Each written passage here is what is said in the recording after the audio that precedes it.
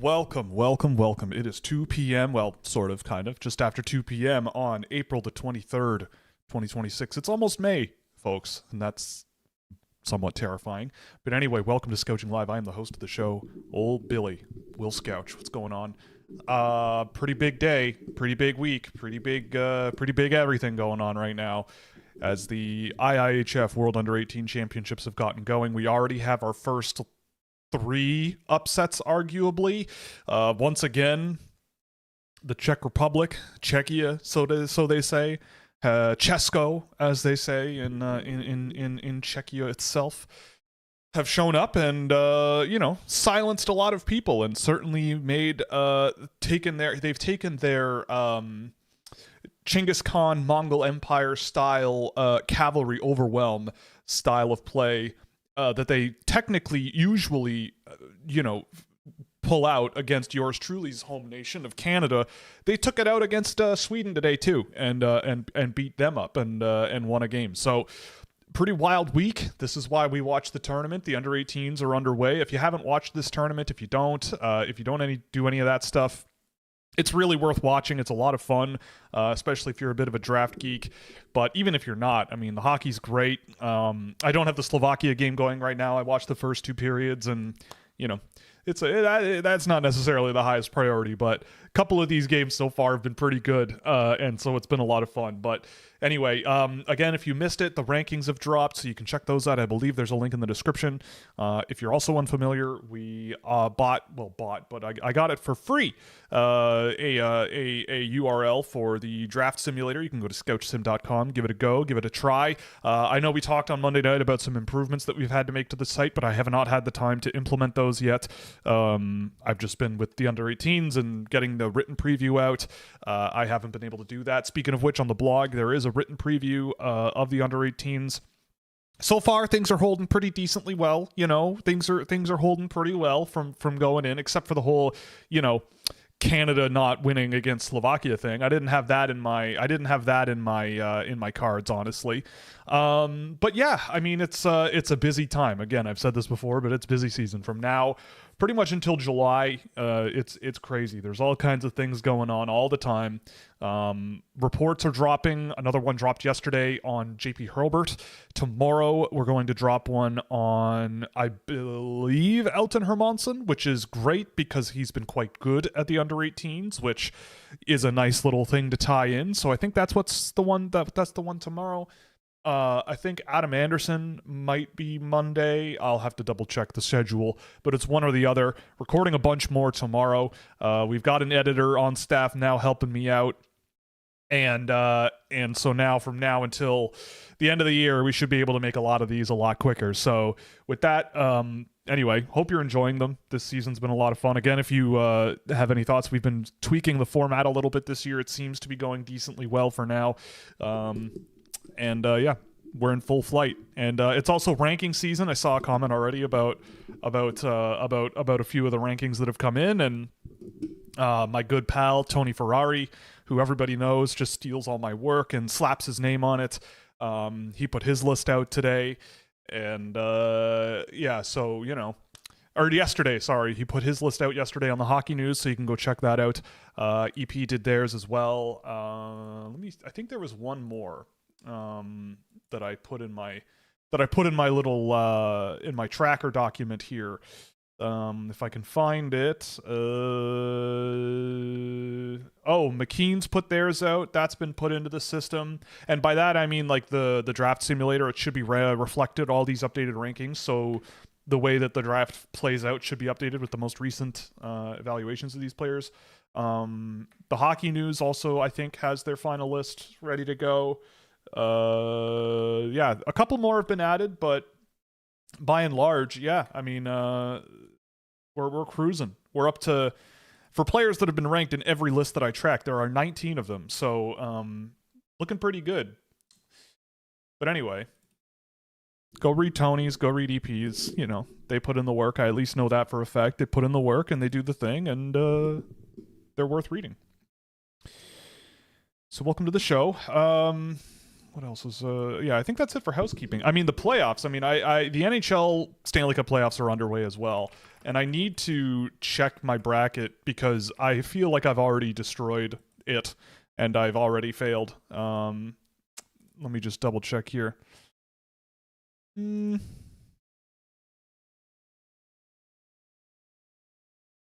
Let's see. I did have one bracket.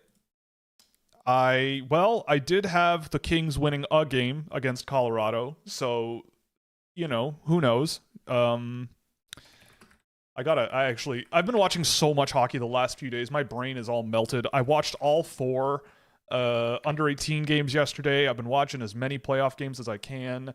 I think watching the Stanley Cup playoffs is the most valuable educational experience you can have as a hockey fan. But yeah, the NHL playoffs. I couldn't tell you what the brackets look like as of right now. So I'm just gonna kill some time while I look it up. Yeah, Carolina's up 2 on Ottawa.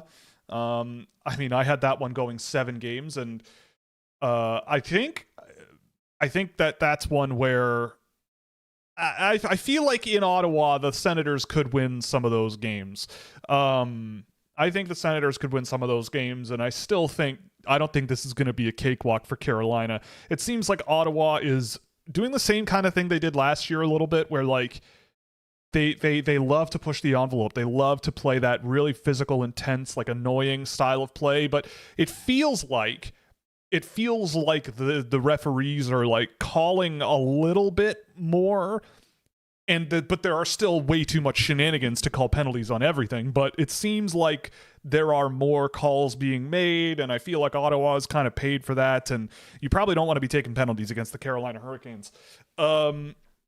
Montreal and Tampa, I mean, that one might be my favorite series so far. I mean, that series has been a bloodbath and a half. It's been great. So is Philadelphia Pittsburgh. I mean, that one is not going the way I thought in the slightest. I had this one going 7 games, and Philadelphia's already won 3, and I had Pittsburgh winning. I can't believe how good Philadelphia has looked. Porter Martone is basically revealing to the whole world that, he's pretty good at hockey, which, shouldn't be controversial, shouldn't be a surprise, but he is quite good. And Pittsburgh, I don't think Pittsburgh's out of the water yet, but losing 3, including both at home, like you're going into Philadelphia, gritty is there. It's going to be tough. That's a tough scenario, but look, I don't think Sidney Crosby and his company are going to go down without a fight, and maybe they'll pull one and go back to Pittsburgh, but that's the only one that really kind of looks like one team is in the driver's seat. We've had so much overtime, too. I didn't get to see the Oilers-Ducks game last night. That's the series I've probably seen the least. The Dallas-Minnesota series is also awesome. I was up until 1:40 last night watching that overtime. And I in the scouching server, I guessed the overtime winner correctly with Wyatt Johnston pulling off that one. The Avs up 2 on the Kings, which, shouldn't be a surprise, but I still think the Kings are playing a lot better than I think you might expect going into that series. I still think the Colorado Avalanche are going to pull it off, but I mean, this year has just been such a treat. There's been so many great series this year. There hasn't been any where I really haven't been entertained in some way. Vegas, Utah has been really fun. I think that Utah team, I have them winning that series. I think that one's going to go pretty deep as well. But I just look at how Utah has been playing and how good guys like Logan Cooley and Dylan Gunther have been. That's a team that might give Vegas a run for their money, and end up getting through. I would love to see it because I still have soft spots in my soul for the Arizona Coyotes organization, and if Utah can pull it off, then that would be awesome. But a real treat. I'd love to hear takes or thoughts on the playoffs because they've been great. But my bracket ends up. I mean, I'm pretty boring with my bracket, but I think I've been saying it for like a decade. But I think this might be the year Carolina goes for it. I mean, they've looked really, really good. I also just can't wait for Montreal in Montreal. I mean, those games are going to be insane. A total zoo. I really, really like what we've got going on here in the playoffs, though. But for me, I think Colorado is a team that I think Colorado's been pushed around a little more by LA than people think. But I still think they're a team that can go pretty deep. Minnesota, I think, has been maybe the biggest surprise for me. Well, no, in the West at least, but Philadelphia for sure has been the team that I kind of have been going like, oh, okay, like the regular season matters not. It matters not. And once you get to the regular season is a ticket to the dance, and nothing matters at this point. And so I never, ever, ever will count out any team doing something impressive. But I did not think it would be Philadelphia, but here we are. So pretty wild. Anywho. Okay. Just get oriented here. There we go. Is there any way to fix under 18 junior tournaments or world championships in terms of time of calendar to make them more important for scouting purposes? Or are they going to be secondary events? I would. It's really tough, right? Because the IIHF has the world championships on the horizon, so like the under 18s being now kind of makes sense. And you can't really have both going on at the same time, I don't think. And like you can't also really squeeze in the under 18s between, like, I don't think NHL teams would want the under 18s squeezed between the world championships and the draft itself. Like, I don't know if there's an easy answer to that, right? Like, there's only so much time in the year. And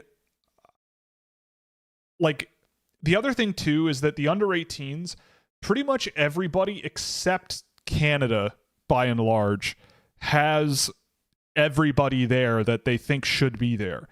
Like, most teams bring their best to that tournament, and NHL scouts are there. Like, all 32 teams, I'd be stunned if anyone didn't have a person there. So, like, in a way, I kind of see the under 18s as a good thing for everyone, because you get to see a lot of, especially like from Canada, you get like their 1A team. Like, you don't get the best of the best on the team, but you do get like a group of good players and guys that otherwise might not be visible on this kind of a stage and on this level. And so you kind of get to see them, you know, given a bigger role or given a better spot in a lineup or something like that. You know, I'm thinking like Ryder Cali as a guy that's kind of like that. I think you get to see what a Callum Croskery looks like at this tournament and see what he looks like against this type of competition. And then you can kind of go, okay, like I see them on this sort of even, you know, like if there are guys that are, say, Czech or Slovak and you have those guys on your list and you're like, well, you know, like I just don't know how they scale up relative to these Callum Croskery types. You kind of get that experience here. And it's a pretty high stakes event as well. Like, teams want to win this, you know?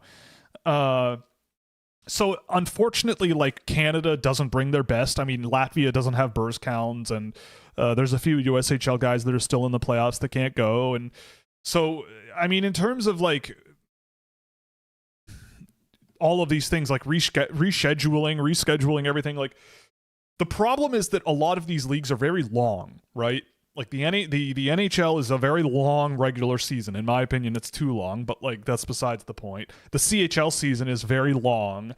And I don't really know how you fix it. Because like just based on the calendar, there's so much time occupied by these leagues that I don't like you by working around it. Like, think about it this way, right?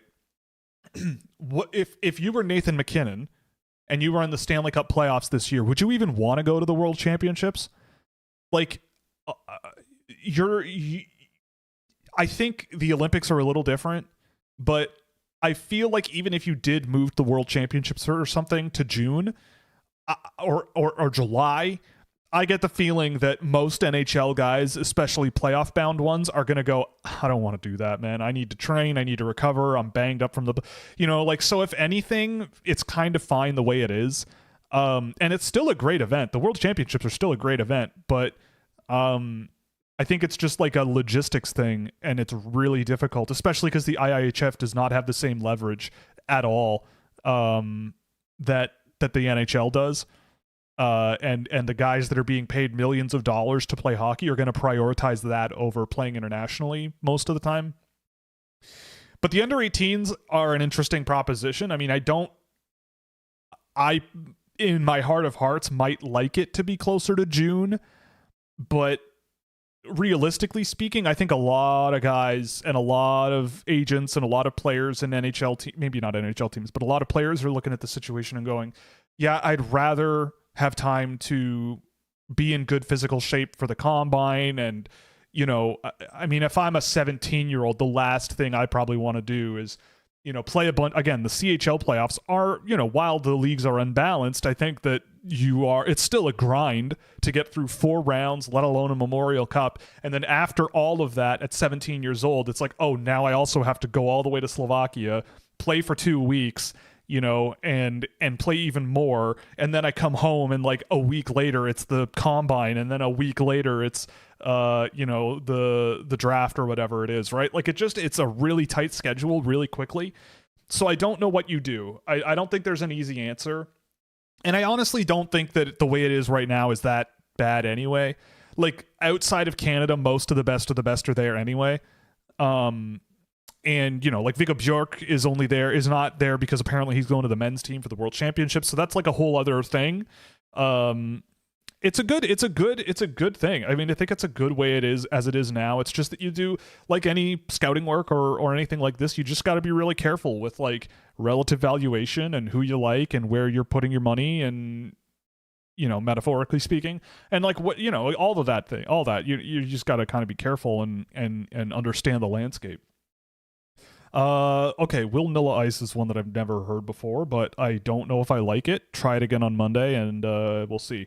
What the hell is Malhotra's rise? What am I missing? I don't know. Depends. I mean, for me, he's been in the same spot for 2 months now ish, something like that, like mid first round. Like you're talking to a guy who has him lower than everybody else, and so I don't. To me, you're you know, you're asking me a question of like, why is this thing that I don't think should be happening? I mean, I don't know. I think, look, number one, his team is still playing. His team is very good. The Brantford Bulldogs are very good. He's playing. Every single thing he does is being watched like a hawk, and every single thing he does is being put on the internet, and he's a center in a draft where centers are pretty weak, I would say. Look, never underestimate the NHL's willingness to prioritize position and environment and bloodlines over truly being an elite player. Like Malhotra, I think, is a very good player, a very projectable one. I think he's a very good player who brings a lot of projectable tools. He's big-ish. He's quite resistant on his feet. He plants his feet. He's got a lot of strength. There's a lot of really interesting things in his game that I think work well regardless of the level. But I've seen a bunch of them in the playoffs this year. I've watched a few games of now at this point, and I still don't see reason to put him up with the top of the best in this group. I mean, I think this draft is very wide open still. I don't think it's very easy to nail down exactly who I would want over whom very quickly in this class. But I don't know. I mean, at this point, if Malhotra is like the second overall pick or something, I don't know. I just don't see him as that much of a positive. But at the same time, you also do have to remember, like, he will get every opportunity to fix any issue he has, right? Like, he's a center. He's 6'2". His father is Manny Malhotra. He is still pretty young, and he's a decently physical player in ways that I think NHL teams are looking for. So he'll get every opportunity. The rope for him will be quite long, I think. And so maybe that's also a thing where it's like, yeah, maybe he's not there yet, but he'll be given every resource imaginable to close any gap there might be between him and those that I have ranked above him. I don't know. I don't know. I don't really like to think about it that way. I don't like to do the whole appeal to authority thing of like, well, an NHL team will like this player, therefore I'm going to put them higher. I just don't. I don't think that's I think you're just basically gambling at that point, right? Like you're kind of trying to get in behind closed doors when I don't think behind closed doors, I don't think you're doing you're not doing yourself a whole lot of favors. Any under 18 players that you haven't seen or seen little of that are impressing you? Yeah, I think so. Let me just run through the teams here. I mean, Sweden, I watched that game today. I mean, Sweden and Canada eerily have very similar problems, I feel like. They're just not cohesive, really. And they had their chances. And I mean, the Czech goalie today's played really, really well. But I have really, at least in the first game, I really liked Niels Bartholdson. I thought he played well. He's a guy that I haven't really watched in a really long time. But I liked his performance in game one. Mikhail Kim is another guy who I haven't seen a ton of, but in the first game I thought he played really well. I didn't notice him as much again today. Some of the 16-year-olds are like 2027 guys, Hampus Zarath, Ole Carlson. Those guys have been good, I think, for them. I have seen a lot of these Swedish guys over the course of the season, though, so like not a whole lot of like really surprising stuff, but I'd say of all of them, Bartholdson's probably the one that's like really surprised me. For Canada, I mean, it's pretty much what I expected, honestly, top to bottom. There's not much that I have been surprised by with the Canadian roster. The US, I would say the same thing. Nothing too out of the ordinary for me. I thought Brooks Rogowski played well yesterday. I know everybody is taking big dumps on Wyatt Cullen for the giveaway in overtime, but I think if you actually watched that game start to finish, he was the most impressive U.S. player, at least in terms of the talent that he showcases and just how much upside there is in his game. And again, he's one of the youngest guys in this draft class entirely. But I mean, I expected him to be very good. He was the player to watch in this tournament for me. Nobody on the US has really like blown my mind beyond my expectations. In Finland, I do want to take another look at Antoni Uronen. I thought he played really well yesterday. That's a guy that I've watched here and there over the course of the season. I've never tracked him, but I did really like what he brought to the table. Just like a strong guy who was really confident and got some good chances, and someone in our server has been really up on him, and so I'll take another look at him. But other than that, on Finland, nobody has really blown my mind here that I didn't like. I've seen a lot of these guys again, but nobody's really like blown through my expectations on that team either. The Czechs are, I don't know what happened to them. I did not expect them to be a team that would go 2-0 through the first two games of the tournament. I thought they were a decent looking team, but I did not see that on my bingo card. I actually liked, who are some of the guys that I liked today? Oliver Siktar, number 9 on that team. I've liked him. He's big and lanky, but he gets moving around the ice really well. I might take a look at him, even though he's only played Czech junior hockey and was nothing particularly notable on paper. Václav Nederost is a little small, but I also thought he looked pretty intriguing today. And I didn't expect much out of him either.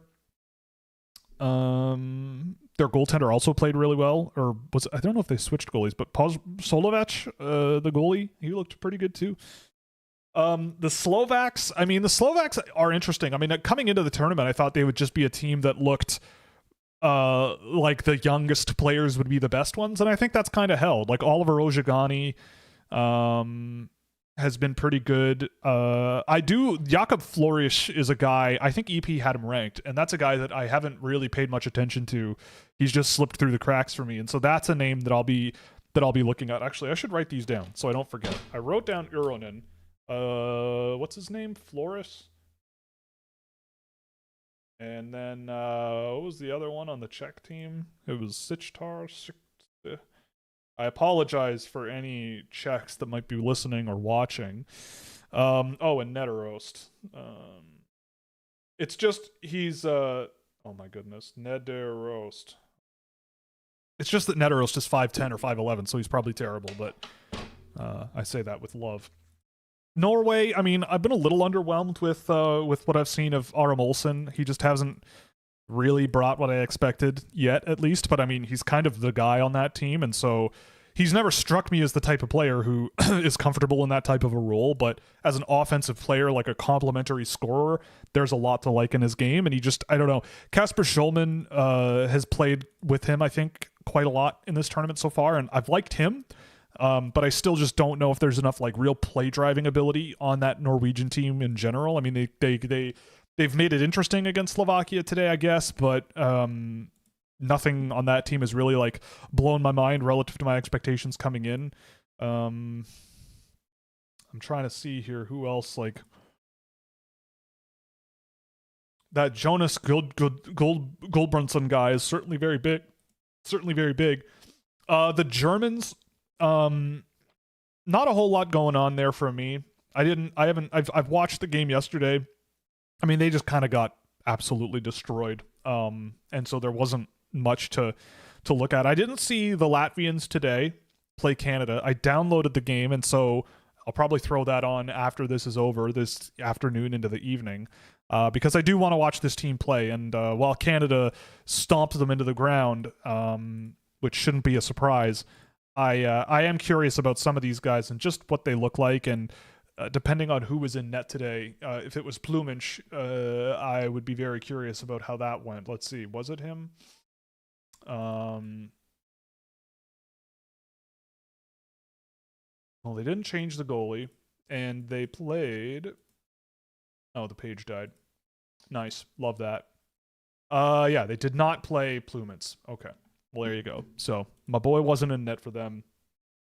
They played Nikitins, and he got destroyed. Denmark also is very much the same. I know Denmark, again, a game I downloaded. I haven't watched it yet, but Denmark won today against Germany, which probably is the most important game they're going to play. It pretty much guarantees they won't be in the relegation round, which for Denmark this year I think is a massive win. So I'll watch that game and see how it looks, but that already like pretty much sends Germany into the basement this year. And so we'll see what happens, but yeah, not a phenomenal start for Germany, and that's a huge win for Denmark that I didn't expect, honestly. But Denmark also has the goaltender who their goaltending has been decent, it seems. So that's a +2, but yeah, we'll see. But it's been fun. The tournament's been fun. Thoughts on EP's April rankings drop? Well, I mean, look, I think a lot of it, I will say a lot of it I disagree with. But the thing is, like, I can't say that EP like doesn't do the work. Like I think I would agree with them on a lot of the things that they have in their list, but I think my priorities are just different. Like I know some of the people that are there, and like I know they're doing what you need to do to do the job. So like they're a little bit outside of the norm with the NHL, and that's fine. And oh my god, I am also killing time. Where is it? Why can't I? Oh, there it is. Okay. Right. This is it, right? Yeah. Okay. Here it is. On Tuesday. Yes. Yeah, I mean, I think again, I had someone from them reach out and was like, "Oh, the rankings aren't paywalled," but someone in my server said they were. So I don't know what's real or what's not. So I won't like give it away, but I mean, in a lot of spots I do agree with a lot of what they're throwing out there, right? Like they've got Villeneuve top 10. I think that's 100% bang on. I mean, McKenna, like you'll see now, I've got McKenna at 1 now. I've shifted things around a little bit. I've watched a lot of McKenna and Stenberg and a lot of the U18s and a lot of hockey in the last month. It's that whole thing. I was talking about this in the server yesterday. We were on a voice chat watching the U18s, and I was basically saying, like, I think it was a Steve Jobs quote where Steve Jobs said, like, if you wake up, I think it's for 2 weeks in a row, and every day you go, I hate my job, then you need a new job, right? Like sometimes you have a bad week at work. Sometimes you have a bad few days. Everything is a mess and whatever. But then you kind of wake up and you're like, all right, I'm refreshed. I'm ready to go back to work and do my thing. If you wake up for multiple weeks in a row and you're like, this is not my thing, then you're in the wrong line of work. And I was sleeping on Stenberg at 1 over and over and over again for weeks on end, and I just didn't something about it just didn't feel right. I watched a few more games the other day. I watched a few more games of McKenna, and it feels better in my gut to have McKenna higher. But that said, I did add Lawrence to that top tier. And I know that might be a hot take, but after watching more of him in college, the last few games that he played, I tracked a 7th game of him, and so he's got a report on the way. Seeing him and how dominant I think he's been at the U18s this year, I think he, especially for how young he is, being an 08 when those two other guys are older 07s, I am a really big believer in Lawrence. I think there's a ton to like in his game, and I think he could become an extremely valuable NHL player. And so things have switched around a little bit, and so I totally see why McKenna would be at 1. I'm not gonna scream and moan about it, but I mean there is a lot of it where I think there's a lot of skill here on the list, and I just don't know if a lot of these guys are gonna have enough in the tank to be NHL players, or at least not like if I could draft a Nikita Klepov at 18, for example. Would I rather just trade that pick at 18 for like an established NHL player that has a lot of ability now? You know, I probably would trade the pick, right? Like I like Klepov. I do. I think he's a fun player to watch, and he's feisty and skilled and has a great shot. But, you know, if it's like 18th overall or either trade down or get third line or package it for a middle 6 NHLer right now, I'm probably not taking the risk on Klepov personally. And so that's where I kind of come down on it. And I mean, look, I think this year's draft too, like, I'll say this, like, it's very wide open. Like, I look at a lot of this and I go, I see why you'd have Jackson Cover in your first round. I see why you'd have Mathis Preston at 26 or whatever. I get it. I wouldn't do it, but I get it. You know, like Maddox Dagenet at 16. That guy is going to get it. You want to talk about guys that are going to get every opportunity to be good NHL players. Dagenet plays like a guy that a coach will just keep playing and playing and playing and playing and playing until the cows come home, and next thing you know, he's played 800 games, you know? Like, I strongly disagree with Lawrence at 14. I think that is just way too pessimistic. But I mean, and I think Verhoff at 11, I think is also extremely pessimistic. And I think the best players on the Canadian U18 team this year have been the college guys, Valentini and Verhoff and Lawrence. And I think Preston's also been very, very good. So to me, I just think that but I mean, I kind of expected that. But like, I don't know. It's really interesting, right? Like, cause you have to think about things in a few different ways. Like, I am one person and I only have the experience that I have. I work alone. And so like, I'm going to come out with my own preferences and I throw them out there and all that stuff. And these guys have a giant team of people combining all kinds of different philosophies and all kinds of stuff. And so at the end of the day, you end up with a lot of a lot. And I think this year's draft class is very tough to sort through, very hard to prioritize certain types of players over others. And I don't know. I see a lot of where they're coming from in a lot of spots. And I mean, in other areas, I don't. But like, I don't really care all that much. You know what I mean? It's just a matter of like, I might just see certain parts of the game quite differently. I see all the Canadians littered in the first and second round here, and I just go, I just don't know if the Canadian Hockey League is a great developmental environment anymore. And that fundamentally will radically shift how I see the landscape relative to a place that will have a bunch of Canadians in the first round playing in Canada.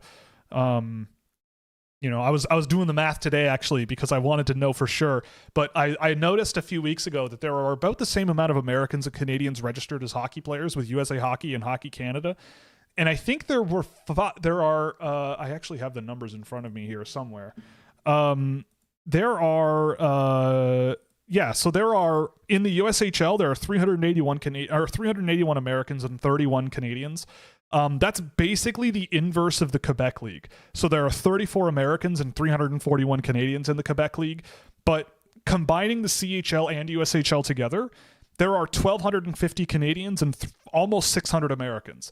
So for the same amount of people registered to play the sport, the top 600 Americans are playing CHL, USHL, and the top 1,200 Canadians are playing CHL, USHL.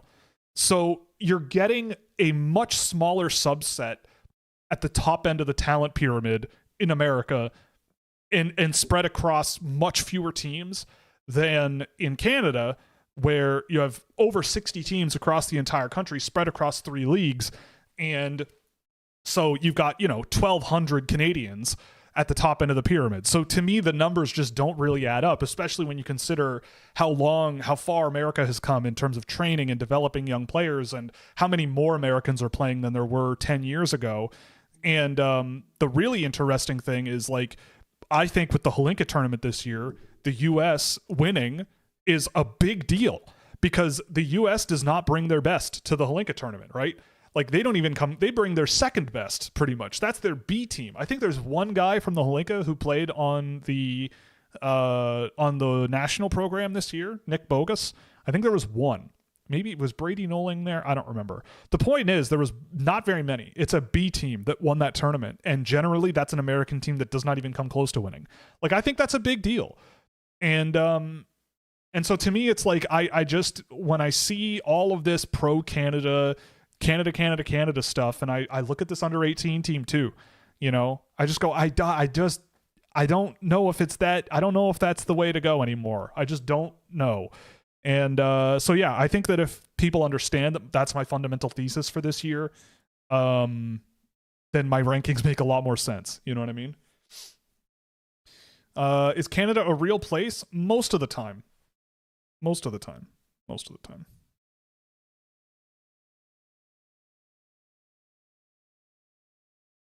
The Holinka team was all CHL players and it was their best? No, it wasn't. Like, if the U.S. had their way, they'd all be on the national development program, right? Like, if that were the case, then why isn't the U.S. team at the U18s all CHL players, right? Like, and if that's the case, then why is the U.S. losing every Holinka tournament, right? Like, if that's the case, I do not want to do this again. Just yelling and screaming about the Canadian Hockey League and stuff. Like, I don't know. I've said about a billion hours worth of content about actual evidence. And, like, again, we watch, everybody talks about the Canadian Hockey League so much about it's like this top pedestal stuff. And then anytime in the last 3 years, Canada has had like an international appearance. The under 18s last year was a little different, but like so many times we watch Canada lose to a Slovakia now, lose to the Czech Republic, lose and lose and lose. And then you see how it happens, right? Like, I'm watching this Canadian under 18 team against Slovakia yesterday. Their depth cannot move the puck out of their own end. It's the same problems, right? Like the breakouts, everything like that. It's tricky. Okay, look, I don't know what to tell you, man. I don't know what to tell you. The goalie was the main reason the team won. Maybe, but they won, like they won, bro. I look, you can believe what you want to believe, but I think it is, there's a lot going on here that is awfully telling, about what's happening here. But I don't know. Look, maybe Caleb Malhotra is the best player in the entire draft. Maybe Nikita Klepov and JP Hurlburt are going to be top 6 scorers in the NHL. Maybe. I don't know. Maybe it's very good that most of the playoff series going on in the CHL before this round have been blowouts. Like, maybe that's a good thing, but maybe, but I don't see it. Okay, I don't know about Verhoff being the next Hedman. Verhoff dropping a lot, surprised or market adjusting to the mean? Well, I mean, I'm not surprised. Again, like, Keaton Verhoff was put on a really good college team. He was put on a really good college program at 17.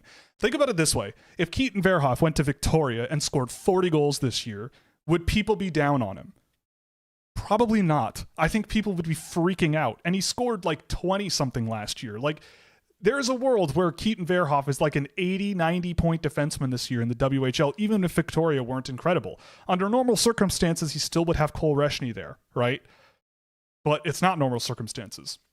The point is, like, if it's the same thing with Lawrence. If Lawrence had stayed in the USHL the entire season and scored 40 goals and 50 assists, does anybody bat an eye about drafting him top 5? I don't think so, right?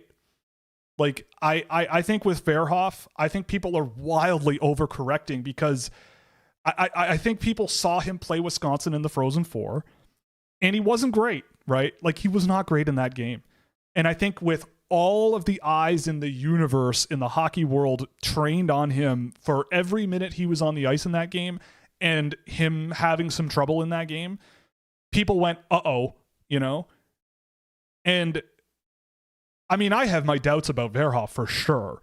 I think that he's been pretty much in the same spot on my list all year long. I never thought he was really a rival to McKenna. Some people did over the course of the year. But I also don't think he's like a mid-first round pick. I think that somewhere in the middle makes a lot of sense. You know, if you have him at 11, fine. It's 11, right? But I also see a 17-year-old defenseman, right-hand shot, who's not small, who bet on himself. Like, he could have taken the easy way out and stayed in Victoria and, you know, gone to school and finished up like a normal kid and played with his pals and scored 100 billion points and who knows what could have been possible. But he challenged himself, right? Like, I you know, like, what are we, like, I guess the question for me is, like, logically from there, like, what are we doing here? Like, isn't that a good thing? Like, don't we want young players to, like, bet on themselves? Like, I thought this was a sport of competitiveness and honor and not taking the easy way out and, like, playing a tough game.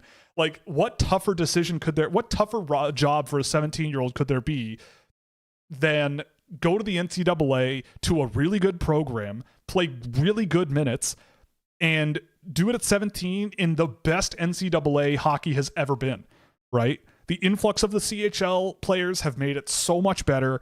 The influx of really talented 17-year-olds, I think, has also made it better. And, like, I think you look at a Verhoff and go, I think that for what he was showing this year, and I thought his World Junior was also pretty good. If he's a mid-first round pick, I'm more than, like, and this is kind of my whole thing, like, about trading down in this year's draft class. Like, if you can add 2 middle first round picks for the 4th overall pick in this year's class, and it's like Verhoff and Villeneuve, or Verhoff and I don't know, Gustafsson, or Verhoff and Lawrence, or insert any number of players that people have in the second group of 10 players, I would more than happily do that. I don't think that's controversial to say at all. Like, would you rather have Chase Reed or Keaton Verhoff and Mathis Preston? Or would you rather have Carson Carrolls or Keaton Verhoff and Tynan Lawrence? Like, if you can make that happen, I do that 10 times in 10 attempts. I just don't think it's remotely a discussion if that's a possibility. I think people have overcorrected way too much, and, like, Verhoff did not have a great game against Wisconsin, but I don't know. What? Yeah, his report is done. I don't think I've published it, but I think it's done. I'm about to sneeze. Sorry. Yeah,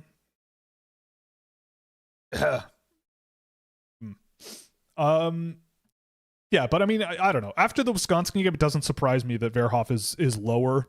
But I just disagree.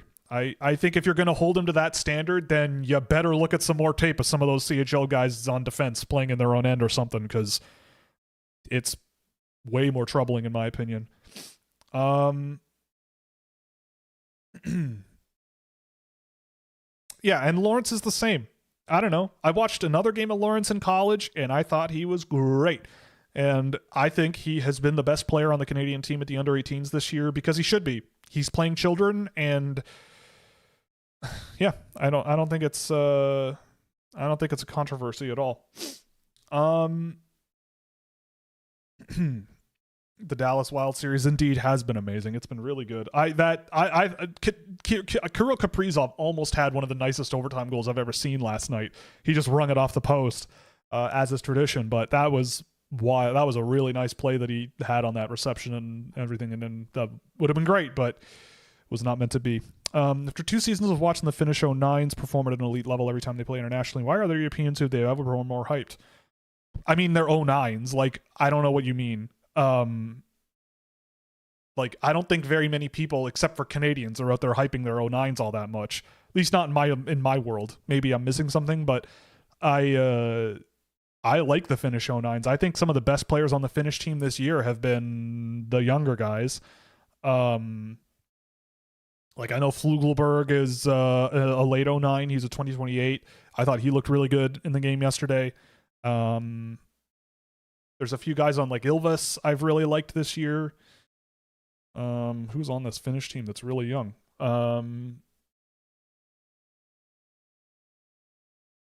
Yeah, Luka Santala is another one I liked in the game yesterday. Like, I don't know. I mean, I don't know what you expect, right? Like, it's April 2026. We still got a long way to go. And like, also, most people aren't watching the level they're playing at, right? Like, nobody cares that much about the Finnish junior level of hockey except weirdos and crazy people like me. At least in North America, right?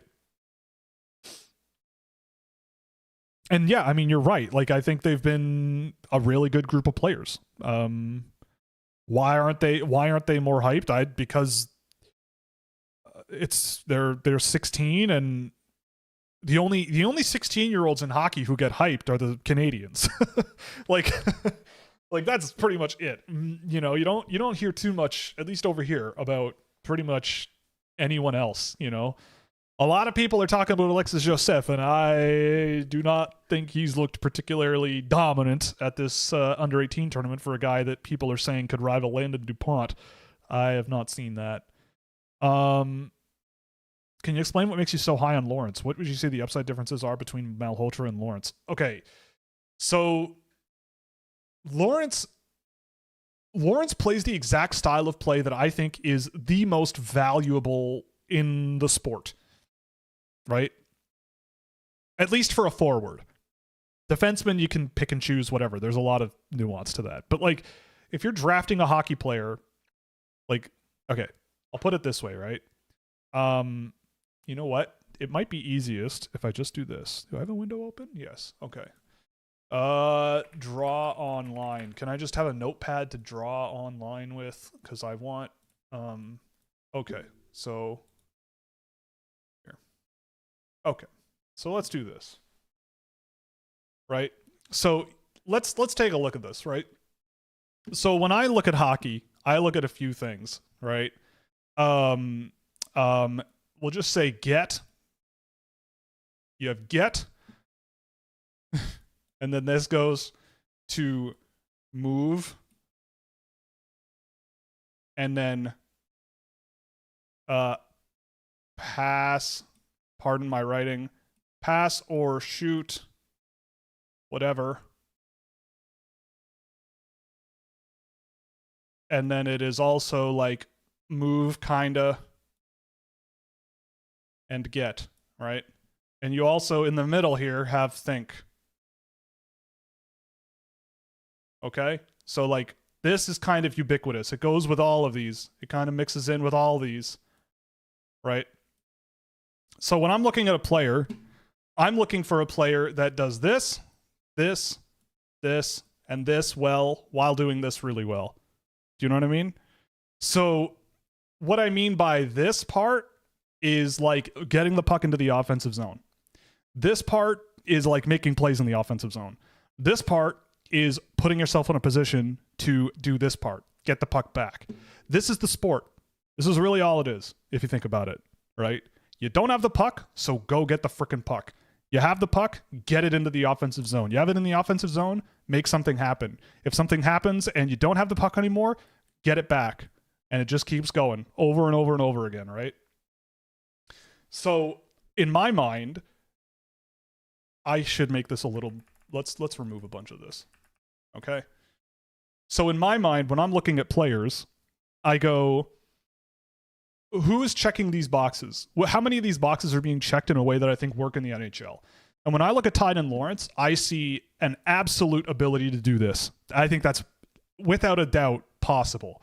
I think there is also, without a doubt, an extreme strength doing this. And I think he does both in a really, really smart way, in a really clever way that is projectable. This part is a work in progress, I would say. I'd say he does too much of this. I'd say he shoots the puck a little too much and all that stuff. But I think this part has also grown significantly over the course of the year. And this part is absolutely not in dispute. I think he is arguably one of the best skaters in the entire draft. Explosive, mobile, agile, and he's skilled. He has so much going for him. And to me, there are not that many guys in this class who do that, right? Like, I would say that McKenna checks this box decently well. He certainly checks this box. I'd say this box is an X. I don't think that this is, I think this is a major work in progress. And I definitely also do not think this is very good either, right? Like with McKenna, I think that this is a guy who his box does not get checked here, but, and this box, the think part, this is definitely a check. I think this is also a check. But the rest of it, sometimes I would say, at least off the puck in the offensive zone, that's a check mark too, right? So the thing about McKenna, though, that hasn't been one for me, is that this thing is like this. It's like a quadruple check. Like, it's so good that it kind of trumps these problems quite a bit, right? You can live with it. But like, that's not always my biggest priority, right? When I look at Tynan Lawrence, I see a guy who checks a lot more boxes. With Malhotra, I personally, I don't see this as a necessarily good box. I like this part of Malhotra's game, honestly. I think his transition game is good. I think he protects the puck really well. I think his skill level is also pretty good and in a projectable way, so that's good. This part, I think, is like a half check. It's not an X, and it's, I would say, not a check. This, I would say, is a small check. And this part, I also just am not totally sold on, right? So to me, I go, there's a good check here for a lot of these categories. There's a lot of things you can build on, but I think he's just deficient in a lot of ways that Lawrence is not. And Lawrence's deficiencies, I don't think are worth writing him off completely about, let alone having them apart by 5, 10, 15 slots. I just don't see it that way at all. Now, obviously, the difference is, like, again, it's an impossible argument to deny, right?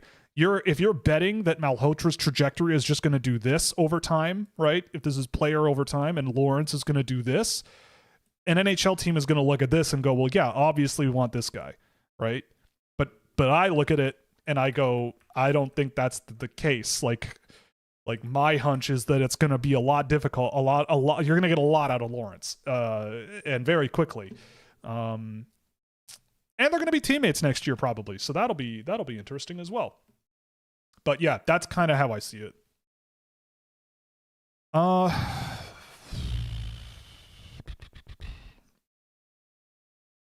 For NHL and CHL, a league full of have and have-nots isn't necessarily bad. Most soccer leagues in Europe are top-heavy, and the middling teams are still striving to get better. Well, yes, but like, major soccer leagues in Europe are not low-level CHL teams. You know, like, I think like you're not playing top division soccer in Europe to develop 17-year-olds, right? You have these guys because you're trying to win games. And I think that in the CHL, like, the numbers just don't add up. And like, soccer is a much more globalized and diverse sport relative to Canada. And there's no rules in soccer of how many import guys you can bring on your team. Do you know what I mean? I think with I just don't think it's a very accurate comparison. I don't, like, if your goal is to have young players challenged and getting better, I don't see how punching down over and over and over again is a good way to do that, right? I think that the CHL NCAA rule changes have been nothing but good. But like, if I'm working on trying to become the best player I can be, like, for example, this is, again, anecdotal and it's my personal experience, but it is, I think, a small micro example of what I'm talking about. When I was growing up playing hockey, I didn't play very high level at all, right? Like, I didn't. But what I did do for a couple of years is I played a second league, and I played 3-on-3 just for fun, right?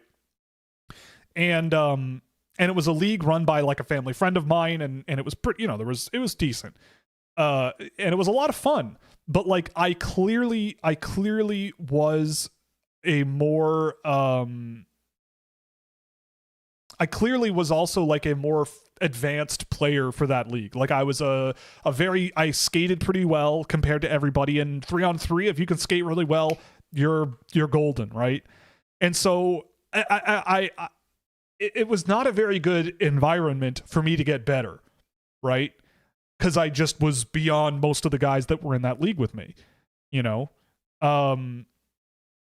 I actually knocked out my French teacher's son one day. That was unfortunate and awkward the next morning in French class. But the point I'm trying to make is, like, if you have a league or leagues where the best teams in the league have a ton of resources, they're in a great market, they have a bunch of sellouts, they're owned by NHL players, and on the other side of it, you have like a community-run organization that simply can't keep up, and those games, like, I don't see how you think it is remotely healthy to have leagues where the entire backstretch of the year, there are teams winning 9-1, 8-1, 7-4, 10-3, 12-2. Like, that to me is a write-off. That doesn't matter. They may as well forfeit at that point. Like, that's not healthy. And I think European soccer is significantly more competitive, and there's way more money at play that teams are, and you get relegated if you don't win. So even if you aren't Manchester City, like, you do have a obligation to, if you have young guys, you're not going to play them because you don't want to get relegated, right? You want them challenged, but you don't want to lose games. And I think the CHL isn't really like that. The CHL isn't developmental. It is. It should be. And I think it is. Like, again, like, I'm not trying to say that the Canadian Hockey League is not worth considering at all, right? That's not what I'm saying. I've never said that. It's you don't want to overcorrect on the other side of the equation. I just think that it is overvalued. And I think we get evidence left, right, and center all the time of why it's a little overvalued. Like, look at all of the players that have been drafted in the NHL, and then 5-10 years later, you're like, like, look at what's happened. I know Mason McTavish was playing in Switzerland for a while, but like, look at what's happened to him since he was drafted, right? He was a CHL guy up until he was drafted. That's a bad example, but like, all of these guys that get talked about, it's like, there are growing pains at the very least, right? There are growing pains at the very least. And especially in the last few years, we've seen the World Junior team and how they play and the shortcomings that are there. And I just think that the global landscape is very different this season now, even compared to last year. And it's a gamble. I admit, I am on an island. I am gambling on that. I don't know. What do I know? I've watched 800 games this year, right? But like, I don't know. I just, I don't know. Maybe I'm wrong. And we'll find out. But yeah. What do you think of Klepov? Klepov's all right. I mean, I think he's just outside my first round. Like, he's an early second on my list. I think he could be an interesting complementary, like, middle six winger. He's quite skilled. I think he is not a particularly effective transporter of the puck, and I think he's a guy that needs the table set for him quite often. But again, like, I don't know if I will get to a report on him.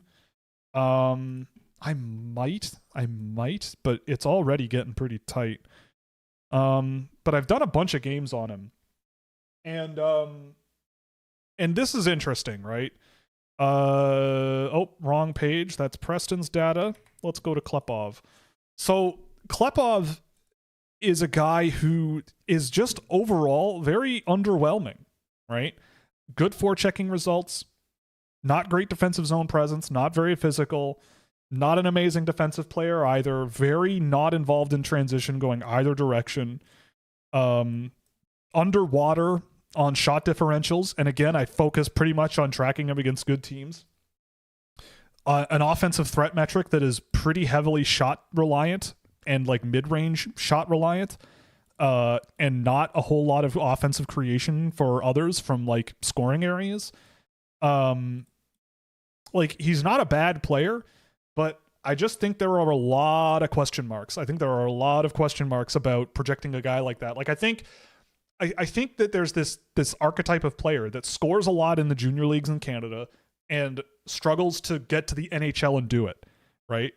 Like, look at the playoffs. Look at the Stanley Cup playoffs right now. Watch how they play. Like, obviously you can't take a 17-year-old and go, see these 28-year-olds, like, look at how good they are, and go, like, it's never going to work. But the bar for that is so high. Like, the bar is so high. It is nothing like the Ontario Hockey League in the NHL.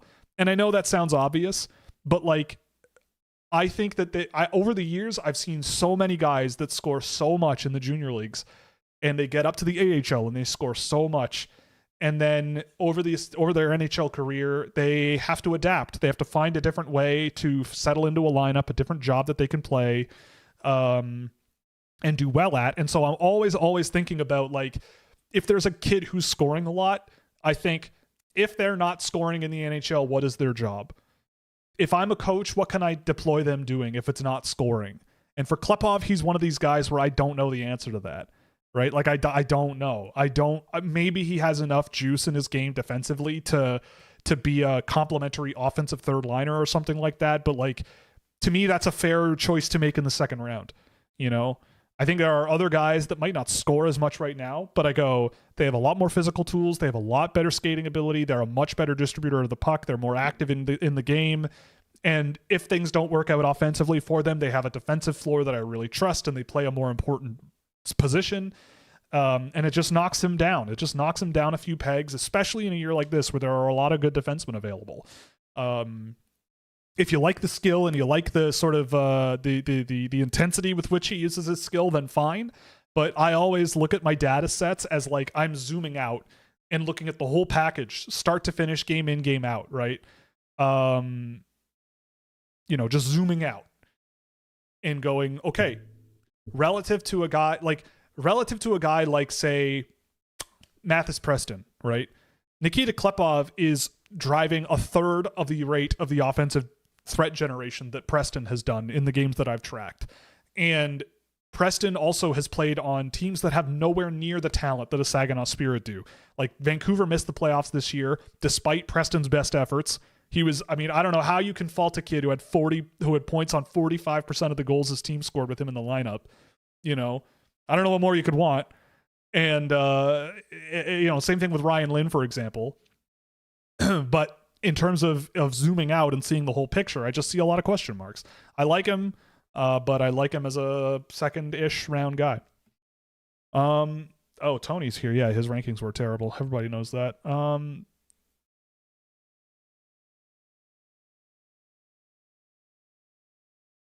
Is Matvei Gradin exceeding expectations in your opinion, or is he what you expected? He looks super good.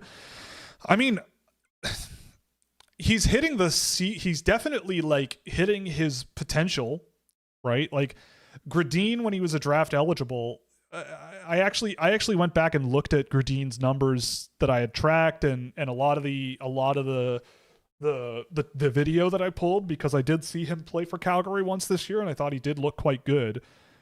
And I think with Gradin, it's like, it was never a matter of like his raw talent.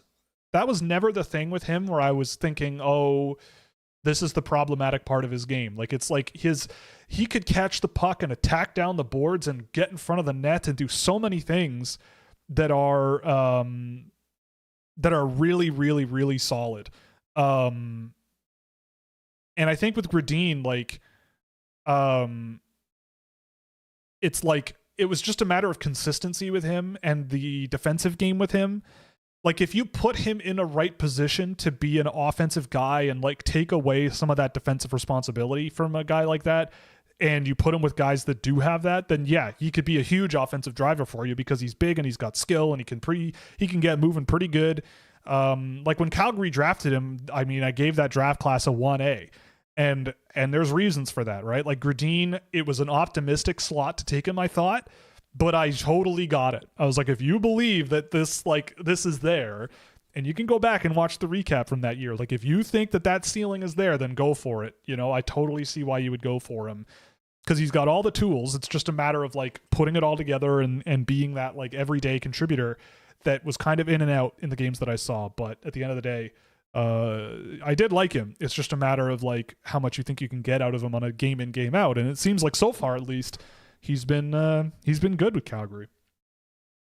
Cullen looks like he shot out of a cannon with the way he moves. I mean, it's too bad he turned the puck over one time in overtime and lost the game for his team. You know, it's really too bad. I guess he's never, ever going to play hockey ever again. He may as well retire. I'm worried the Flames are going to rush the rebuild. Do you believe they have enough with their prospect pool to build a contender? What are they lacking? Well, I don't think it's necessarily both going on at the. I don't think it's necessarily one or the other. Like, I don't know what evidence you would have that the Calgary Flames would rush their rebuild. I mean, I do think they've drafted very well the last few years, especially 2024. That draft was a banger, and so far it's looking pretty good, I would say. Like, if you have, I don't know what evidence there is that they're going to rush things. It doesn't seem like they are. Like, they sold Rasmus Andersson this year. They haven't, like, I don't think there's even that many free agents that you could sign this summer that would, like, absolutely, you know, blow the doors off of everything and ruin the team. I don't know if they have enough to, like, build a contender today, but they're certainly building a lot of really good players into their system, right? Like, I think that they've built a lot of really good pieces that they can work with into the future. Guys like Parekh come to mind. Obviously, he's very talented.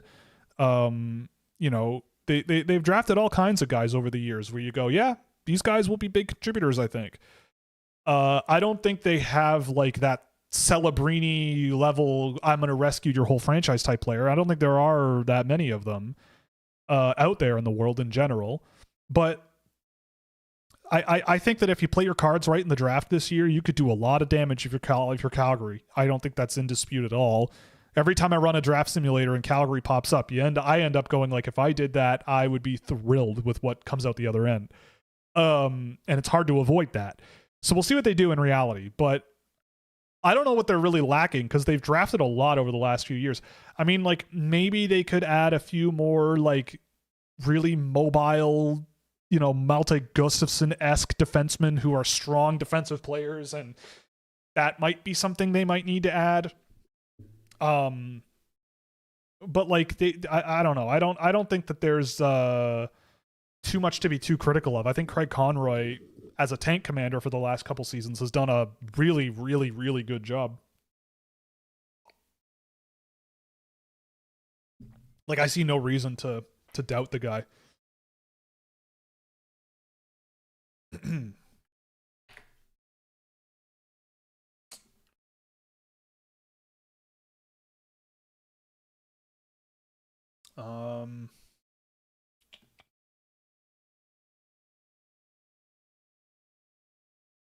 Also, yeah, like, I'm looking at the U.S. Holinka team, and, like, yeah, they're all in the CHL, but, like, Caden Hart, like, a lot of these guys won't get drafted. Salandra, Varga, Jackson Williams, Brody Gillespie, Nathan Beanstock is in the USHL too. Like, there's a guy in the Null. I like Noah Ta'amu, though. He's pretty good.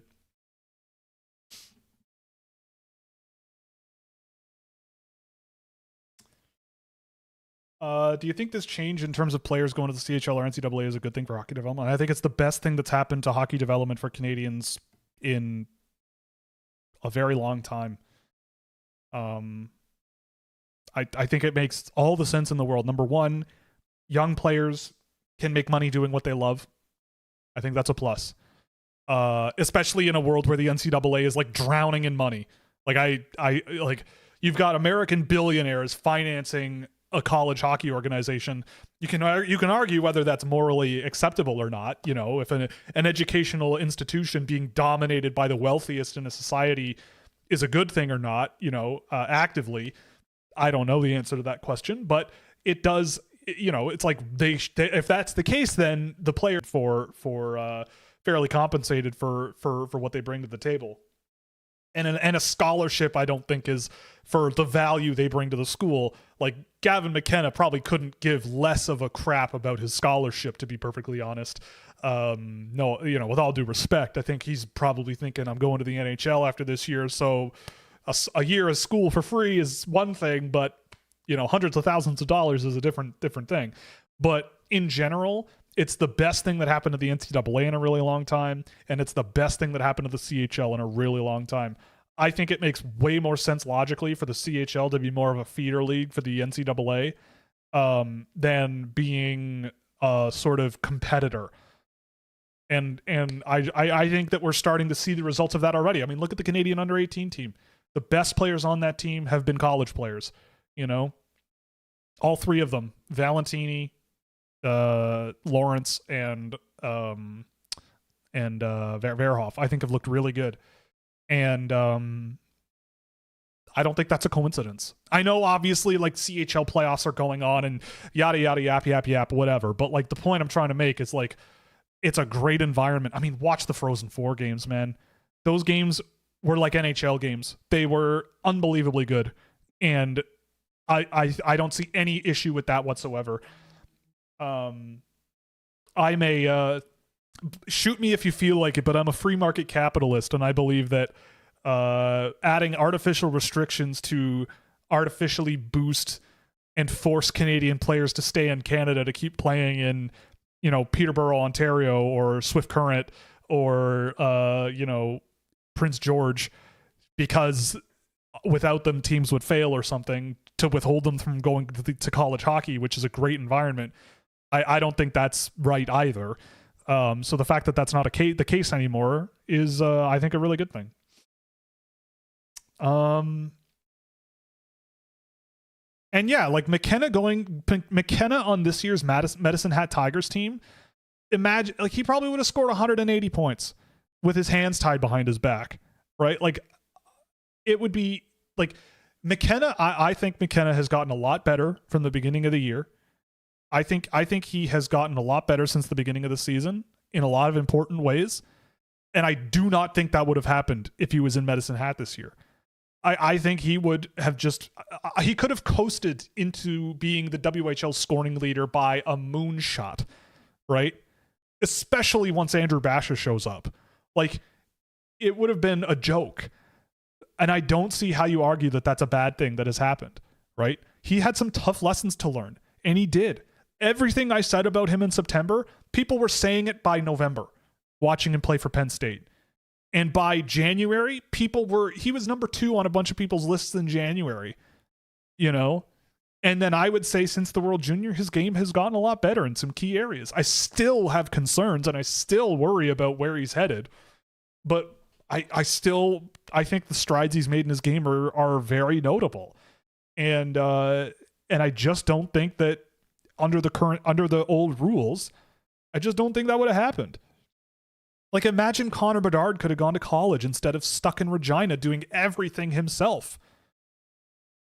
I think his career trajectory would have been significantly different. Not that it's been bad with Chicago or something, but, you know, like, people were talking about him like he was the second coming of Jesus Christ himself, and I looked at the data that I was tracking on him and the situation he was in, and I just went, I think there's going to be growing pains here. There's going to be a bit of a problem if things don't work themselves out. And I'd say this was the first year where Bedard really seemed 100% comfortable and looking like one of the better players in the league, or at his best looking at one of the better players in the league. And I think once Chicago gets a better group of players around him, he's going to start thriving. He's going to start harvesting. You know what I mean? Yeah, Lafreniere, another great example. Byfield. All kinds of things. Well, you would have gotten Bedard in the CHL when he was 16, right? It would have been awesome. He was still awesome then. But again, like I was talking to someone about this in the server, but like it's like if I were an agent, right? Like maybe it's the selfish decision for me for them to go to them and be like, you know what? Skip college for a year and light it up.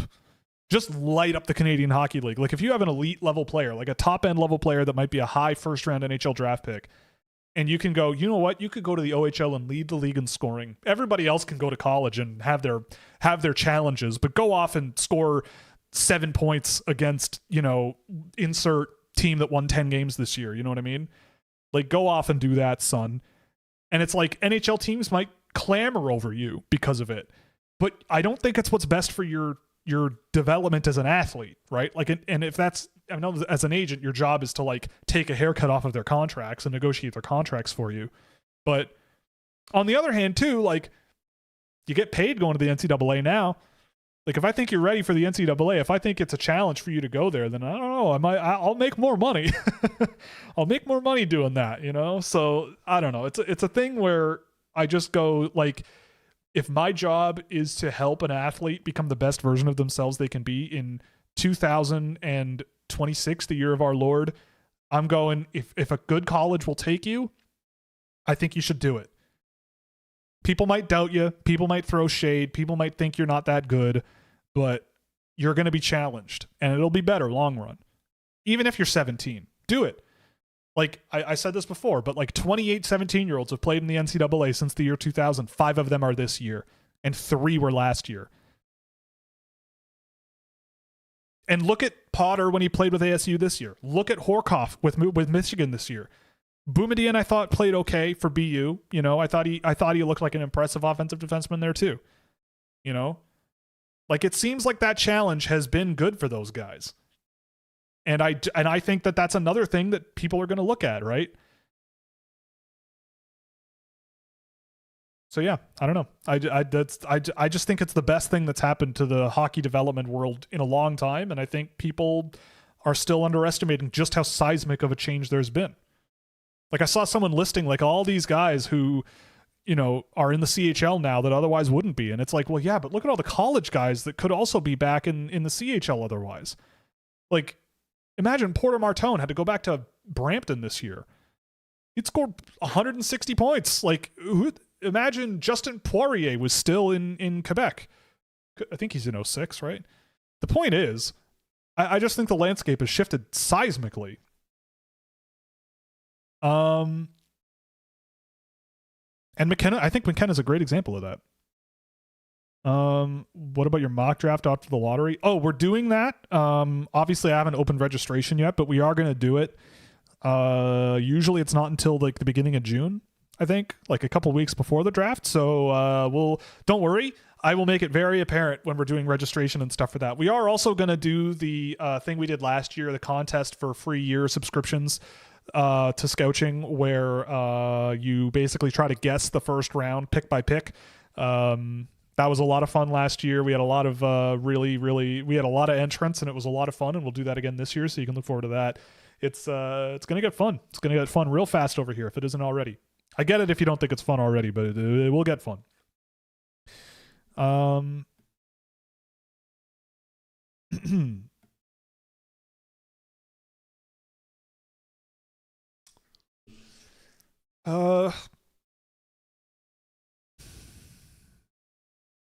If you were the Kraken's general manager, what would you do with Shane Wright? Is it better for Catton to develop in bottom 6 minutes as a center or top 6 as a winger?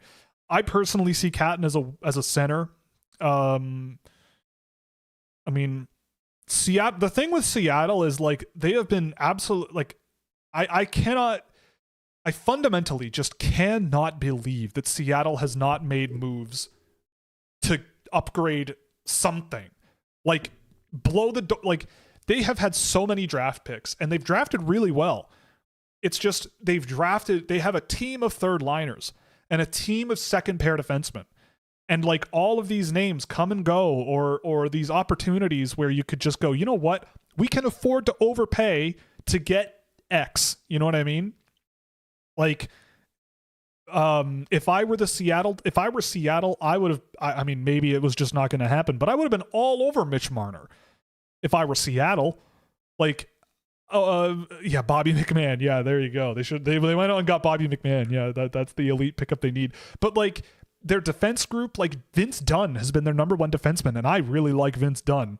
But if he's still your number one defenseman, like that's not quite enough, you know? Like they've been running Adam Larson and Jamie Alexiak and all these guys since expansion, and it just hasn't worked. And there's been no movement on upgrades. It's just been sell, pick, sell, draft, sell, draft, sell, draft. And it's unfortunate because like Seattle has all of the ingredients. And unfortunately, with Shane Wright where he is, I think you may as well just keep Shane Wright around. Like if anything, a guy like Berkeley Catton or Jake O'Brien, I would be selling Jake O'Brien. I like Jake O'Brien, but like where is he going to play? Right? Like I would be on the phone trying to sell high on him during the OHL playoff run and everything, trying to get that like guy at the NHL level that can help me today. Who that would be, I don't know. Right?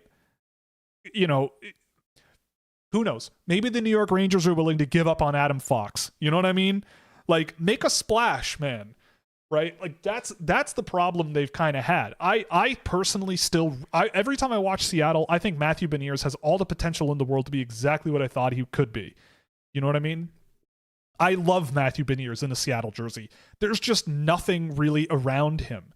They have so many good second line players, but when they line up against the best in the world, they're just not there yet.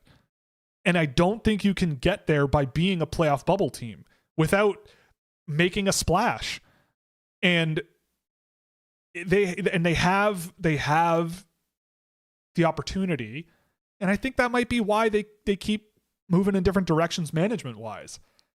You know, like again, I feel really bad because I like Seattle. I know people there. I know I've been there since. I've known people who have been working there since day one. You know what I mean? Like I love the city of Seattle. I had such a great time there, and I love the Kraken, everything about them, right? Like some of the nicest people in hockey that I have ever had the pleasure of interacting with are affiliated with Seattle. Like it really is unfortunate that they're in the situation they're in. And so if I'm the general manager, I don't know the answer specifically with Shane Wright. I don't know what a team would offer you for him. You know, like I would think more like if Shane Wright is my third line center, Matthew Beniers is my second line center, I am more than happy with that. Who's my first line center though? Right? Who knows? Maybe you call Toronto. If anybody has all the pieces to make a deal for Austin Matthews, if Toronto really wants to tank, we had a crazy discussion. In the Discord server last night about Austin Matthews potentially being traded, and I think it would be asinine for Toronto to do it. But if someone out there were like, I will pay you to take that risk and bet that he's going to get better, and if he doesn't, I'll lick my wounds and live with it, Seattle has the pieces to do it. Would Austin Matthews accept that? Probably not. But the point I'm trying to make is like, you got to think outside the box a little bit if you're in Seattle. Like you gotta start making a push, you know, because Beniers is already entering his mid-20s, and I love Berkeley Catton, but if there's and I've liked him with the team this year in Seattle, I'm glad they kept him there again, challenging him, which I think is a good thing. You know, you could put something together. You've got, who knows, Clark Caswell has looked great in college. Jagger Furcus looked great in the AHL. I thought Shane Wright has been a solid middle six guy for them. Berkeley Catton has all the upside in the world. Jake O'Brien, he's got great value right now. They've drafted so much. So like move something. Try. You need in this current NHL league, you can draft as well as you possibly can, which I think they've done. But you need star power too. You need star power, you know? Anyway. Like they're kind of like discount Carolina at this point, and I get it. That's probably a good place to be, but they're not fully formed. They're not at that level yet. And I don't know if they're going to get there with this group, you know? And I'm not sure exactly what it is that's holding them back, really, because when you look at Carolina, you go, do they have the star power, really? Like, Aho is great, you know, but they're kind of a team of second liners, too. But they go deep every year, you know? And I think a lot of it is also that, like, Seattle's defending is a little strange. And, I mean, I would also argue, like, Seattle, ever since day one, I feel like their coaches, they've hired kind of just, like, milquetoast coaches. And I think they need to think outside the box a little bit, like Pittsburgh did with Dan Muse. You know, try to find someone a little bit modern and a little bit different than the typical coach. I don't know, but it's unfortunate because they have all the potential in the world and they've done a really good job drafting and developing, and it's just not quite enough to get over that hump, you know. No shot Verhoff isn't top 10. I agree. I agree. I don't think he should be outside the top 10, but here we are. I just think people saw him play important games. You know, I think people saw him play important games, and, you know, it just, he was not great against Wisconsin, and I think, like, people were sassing him, you know, and it's like, man, I always think about every day of my life. I go, what if I was sitting with the guy right now? You know, what if I was sitting with the player? What if Keaton Verhoff were sitting right next to me? He probably, after that game against Wisconsin, I hope he didn't, but I bet he did not feel particularly good about himself after that game because he was not great. But, like, man, there are so many more positive things to take away for him, I think, from this season as a whole. I would be so proud of him for what he did. Like, it's just, there's no other way to explain it for me. I don't know. I just think though, I think he's a really good player. And here we go. This is where the silliest stuff happens, man. This is the time of the year where everybody's a draft expert and everybody acts like they've watched every game these guys have played, when in reality, they're just looking at all the lists that are made public that everybody reads and going, oh no, what do we do? Oh no.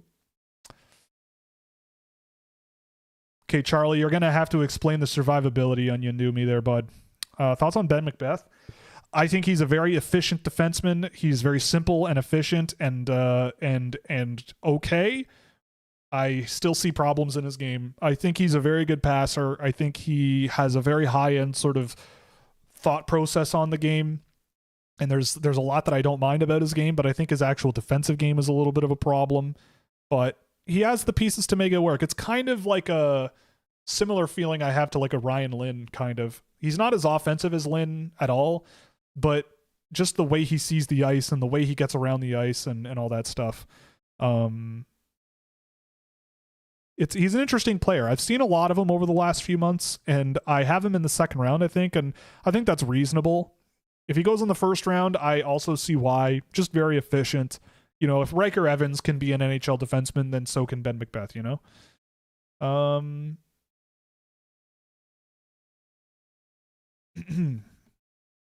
Tynan's been buzzing. Yeah.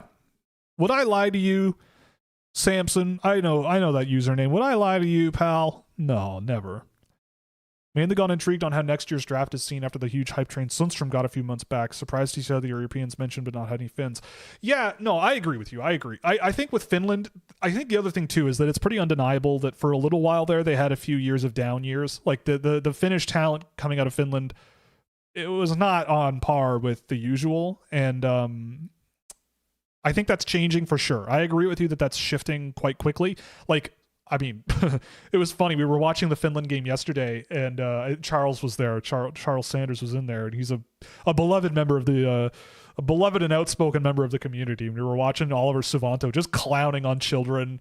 Like, it's like, okay, like this is just silly. Like, you know, Suvanto was insanely, like, just what do you do against a guy like that if you're playing against him at that level? But yeah, I think Finland's on its road to having a good group. Like, There's even a couple of guys that aren't on this team that I like for next year's draft that I think are looking pretty good. So, yeah, I'm optimistic about Finland. I think that this under 18s that is really interesting too. And I wrote this in the preview that you can also, yeah, that's what he said. This is bullying. Like Suvanta was just bullying these guys. But like, I think the thing about this under 18 that I think I feel pretty good about in my preview is that it's very even. Like, it's very even. I could see a number of different teams all meddling for various reasons, right? And I think it just goes to show that, like, in this day and age, in 2026, like, the international landscape at the top is kind of squeezing a little bit, right? Like, you can't discount Slovaks anymore as much. You can't discount Czechs. You can't discount the Finns. Everybody wants those Canadians, Americans, Swedes, Russians, even though they're not internationally appearing. But I think it's squeezing, you know? I don't think it's quite there yet, but like I have a lot of Europeans in my first round this year because I think there's a lot of really good Europeans available this year. And next year is the same. I was making my 2027 list, well, not my like ranking, but a list of guys to look at, and prioritize in the summer, because that's usually when I do my sort of early sort of research in the summer for next year's draft. And it's a lot of Europeans that I'm going, yep, you know, jot that down. Who discounts Czechia? Every Canadian that ever existed before this December. I just mean, like, in the sense of, like, 6 months ago, if you had to bet who would win a hockey game between Sweden and Czechia, you probably would say Sweden. Most laymen would probably say Sweden, right? I don't think anybody would have guessed that Canada would score a goal against the Slovak under-18 team before yesterday, and yet here we are. Like, obviously it's anecdotal and single game samples, but like I do believe, and Finland is part of it. Like, to answer, because the question was about it. Like, I think that there's the gap is squeezing. It was a pretty wide gap to begin with, but you look at some of the guys that are showing really well that are outside of Canada and the US in this tournament, and a lot of them are 16. You know, a lot of them are these young guys, and I think that's really promising. Like, Slovakia has a really young team this year, I think. Do you think scouts who champion other junior leagues get ignored by GMs, or do majority NHL scouts still like the CHL? I don't know the answer to that. I mean, the scouts that I know are like my age anyway, and it is definitely harder to sell them on it. Like, it's definitely, yeah, I agree. That game was all Brad Lambert's fault, man. I don't know. Yeah, if only Brad Lambert actually was good at hockey, then Canada might have beaten Slovakia. I agree. But no, I mean, I think it's not that simple to like boil it down that way. From my limited knowledge, it's more about like it's a tougher sell, right? And mostly it's not necessarily because people are dumb or not listening or whatever. It's just a numbers game, right? Like, again, if you want an example of this, watch the Central Scouting video, the behind the scenes video from their final ranking that they put out. Like, I imagine maybe you haven't, right? Like, it's worth watching because I think there's little nuggets you can take out of it. And the biggest one that I noticed was like, they were talking about the North Americans, and the room is filled with people, right? The room that they're meeting in is filled with people. They Zoom patch in a father and son from Finland, two guys from the same family on a Zoom call. And they go, what do you think? You know?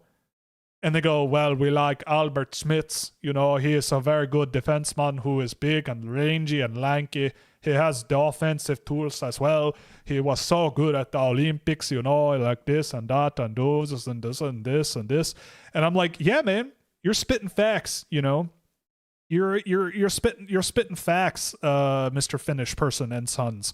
But like they were talking to a room filled with people who just finished talking about all these North Americans. And then when they went, you know, we think that Albert Smits could be the first one taken, you know, and we think he's number one. And fair enough, I get that. And they go, okay, like your first European defenseman? And they go, no, like first defenseman. And they acted like surprised about it, right? So you're, as a European, kind of up against that wall of like, they would be acting with surprise that the guy that you think is there is the number one defenseman in the whole world.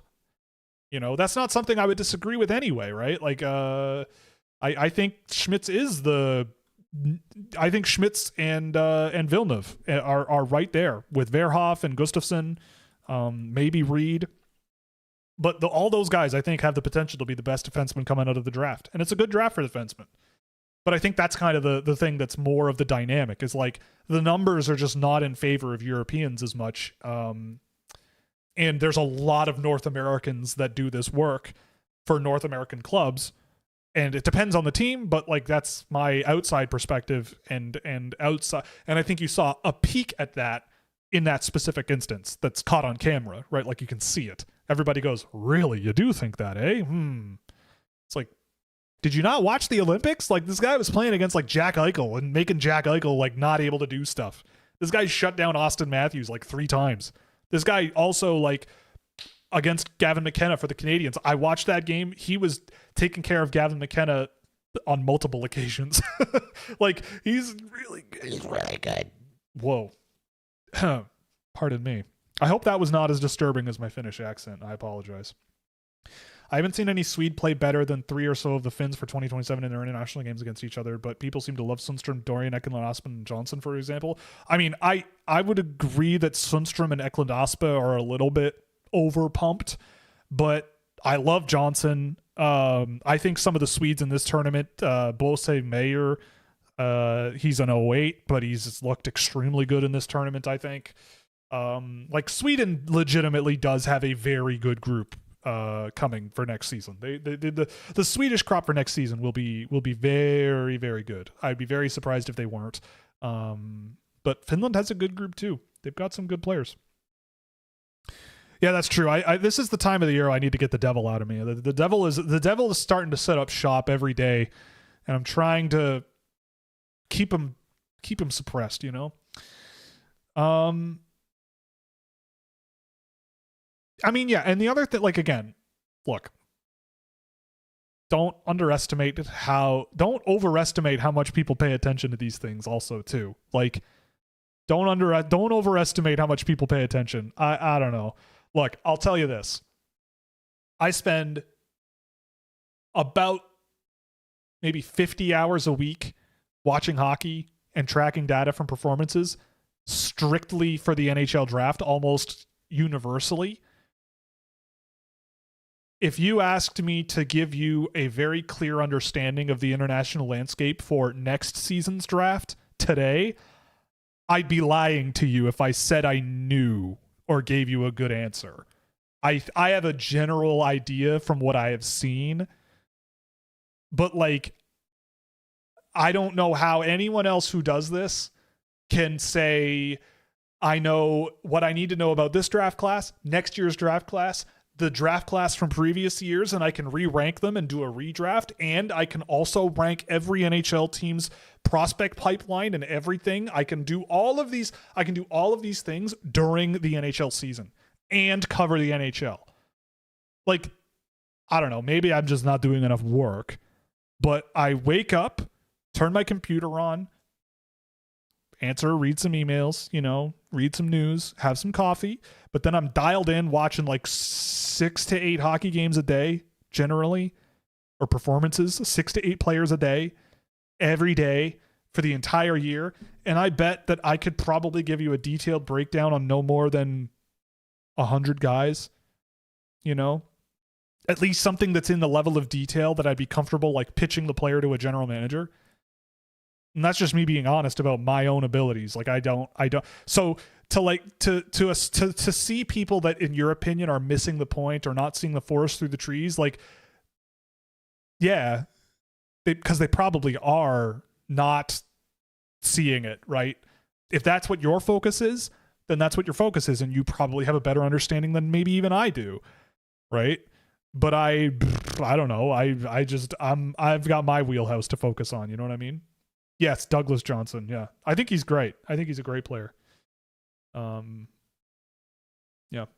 Vilgot Ledin is another one too. I think Vilgot Ledin is another really good one who's playing for the Swedish team this year. When you say bad, how do you decide bad teams? Because bad teams can start off hot. Well, yes, obviously, I don't know who the actual bad teams are early in the year, but usually it's like I give it a month, 2 months before I then go, okay, now I know who to really focus on. It's not a universal truth, right? Like there's obviously going to be cases where I'm watching good teams play bad teams early in the year. That's obviously going to be a possibility. And the opposite is true. I might have a guy on a team that's good that starts the year and finishes awful. You know what I mean? It's kind of, at some point you have to kind of go, nothing's going to be perfect. But generally, yeah, like by about December, my focus primarily is like, okay, let's see this guy against some of the best competition they can play against in their level. If the CHL scrunched the league, what do you do to provide a proper development league for the not so skilled players that potentially get pushed to the side? Another league, a feeder league, right? The problem is there's just too many teams. The GTHL is the same. Like there's just too many. The CSSHL is a perfect scenario. Really high-end programs. Even then though, like the top and bottom teams, the differences are wildly wide, but there aren't that many teams at the bottom that don't win. There's a few teams that win all the time, and those teams are great. But like it's a step in the right direction. And so to me, it's like I would rather, like the point I'm trying to make with all of this is I would rather have a scenario where you have fewer teams playing at a very high level against one another and have that group and that league cycling often, right? Like that's why I like the European model, for example. The leagues are always this, usually, under 18 in Sweden is a little different, but like the under 20 league in Sweden, for example, it's always the same group of teams. It's always quite competitive. There's always a team or two that is definitely worse than the rest, but like it's not that they're losing 10-0 every game. They're not the Swift Current Broncos, you know what I mean? And then that group will ascend from the under 18 level and replace the under 20s. And it's this like cyclical rotation of talent, but it's always sort of a scrunched level. And so I think that the developmental pathway is like, I don't see any problem with having an 8-team Western League, an 8-team Central League, and an 8-team Eastern League, and having 8 more teams under those, and having 2 leagues of 8, and whether you do promotion or relegation or something, or you have them as feeder teams of those programs, then that's no problem to me. There are interesting things happening in Ontario, like Upper Canada College has spent a lot of money on their hockey program. My parents live very close to De La Salle College, which is another private school in Ontario. They're building a brand new hockey arena. They're putting a lot of money into that. Like there are schools in the GTA. There are players who have been drafted into the Canadian Hockey League who are saying no and going to play high school hockey in Ontario now. And I think that that's like an early stage of a shift that we're also seeing there, where like these schools that have, trust me, a ton of resources are investing in hockey and trying to be more like these prep schools in the West and in America that are developing young talent from there as well. And those are also smaller, more concentrated leagues. So once those teams get better and raise their floor, then things will shift too. Like we're in a time of shifting changes here, right? It's hard to ignore. And it's a lot of uncertainty, I think. But for me, like, yeah, I see where things are headed, I think. If Stankoven wins the cup playing second line center, watch for Bjork to go top 5. Oh, you underestimate the world, sir. I think you might be underestimating the capability for someone to say, yeah, but no. Stankoven's clearly still too small, man. He's still too small. Do I remember Linus Olmark? I absolutely remember Linus Olmark. That guy was a hero. Which prospect is NHL ready, like a prospect that can jump into the NHL and be quite a useful player, not just playing to play? I mean, I think Gavin McKenna tomorrow could, well, next season, but like metaphorically tomorrow, could be a useful NHLer, but he'll have flaws. I think the same thing with Stenberg. I think Stenberg could be an effective NHLer next season. Schmitz, maybe. I might think about it with Schmitz. The rest, I would be patient. I'd rather be patient.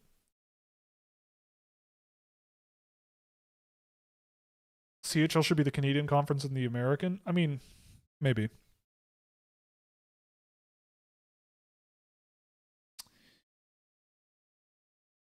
Yeah, Bjork is Swedish. That's the other problem. He's unfortunately from a place that's really far away and communist. So we can't like that. We're not allowed to be down for that.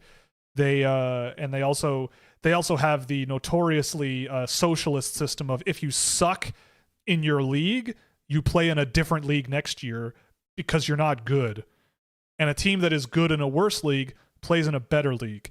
They call that survival of the fittest, which we don't do here in Canada because it's too communist or something.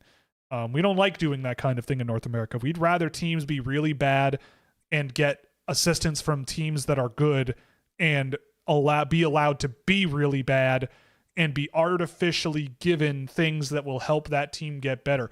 It sounds familiar to me, where you take from the rich and you give to the poor.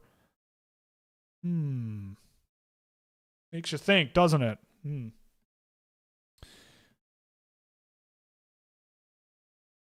Meritocracy? Is that what that is? Is it a meritocracy when you say, oh, your team was really bad, so we're going to just hand you the best player in the world that is young and force them to play for you, you know?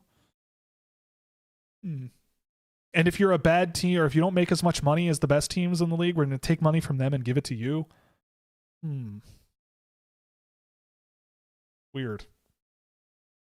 And the whole, I have $6 billion in net worth, but I desperately need $500 million from the local taxpayers to build my fun zone.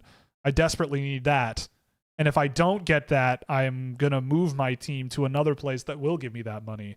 Is that meritocracy? Weird. I wonder. And it's also the toughest league. It's the toughest sport in the world, filled with the toughest people. It's the toughest. Everybody's, nah, I'm so tough. Give me my money. 16 people watch my team because we don't have any good players, but I want my TV revenue. Anyway, let's move on.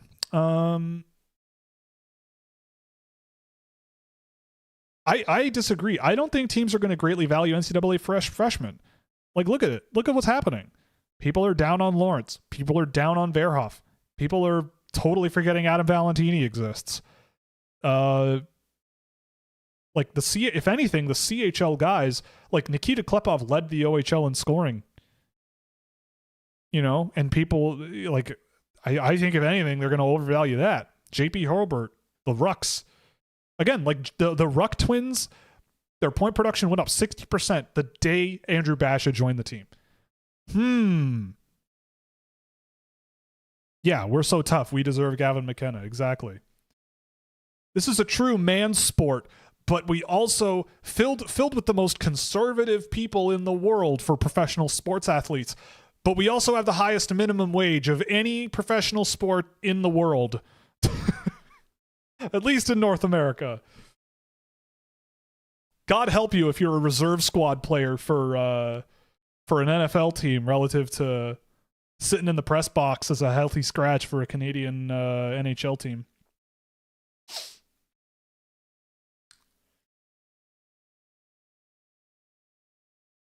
If Quinn Hughes went to Seattle instead of Minnesota, I mean, that's another example. I mean, I think they were part of that, but it really seemed like Quinn Hughes wanted to go to Minnesota.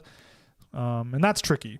And Vancouver trading with Seattle, I mean, they definitely could have gotten enough for Quinn Hughes from them, but trading within your own division is a spooky topic for a lot of NHL general managers, and I would argue to a certain extent that that's fair. If any NHL scout or GM watches your stream for some reason, anything you want to say? I mean, I know people do. I've been spoken to about it. It's been I would say a positive and a negative in my career. No, I mean, I think I get misconstrued a lot. like I know for a fact, like at one point someone was asked about me, and this is like through the grapevine, like I wasn't directly involved in this, and someone basically called me basically like a wannabe Byron Bader. And I don't know. I mean, all due respect to Byron and the work he's done, but like I kind of found that a little offensive because that's absolutely not what I am. Like I kind of go a little deeper than that, and like I don't know.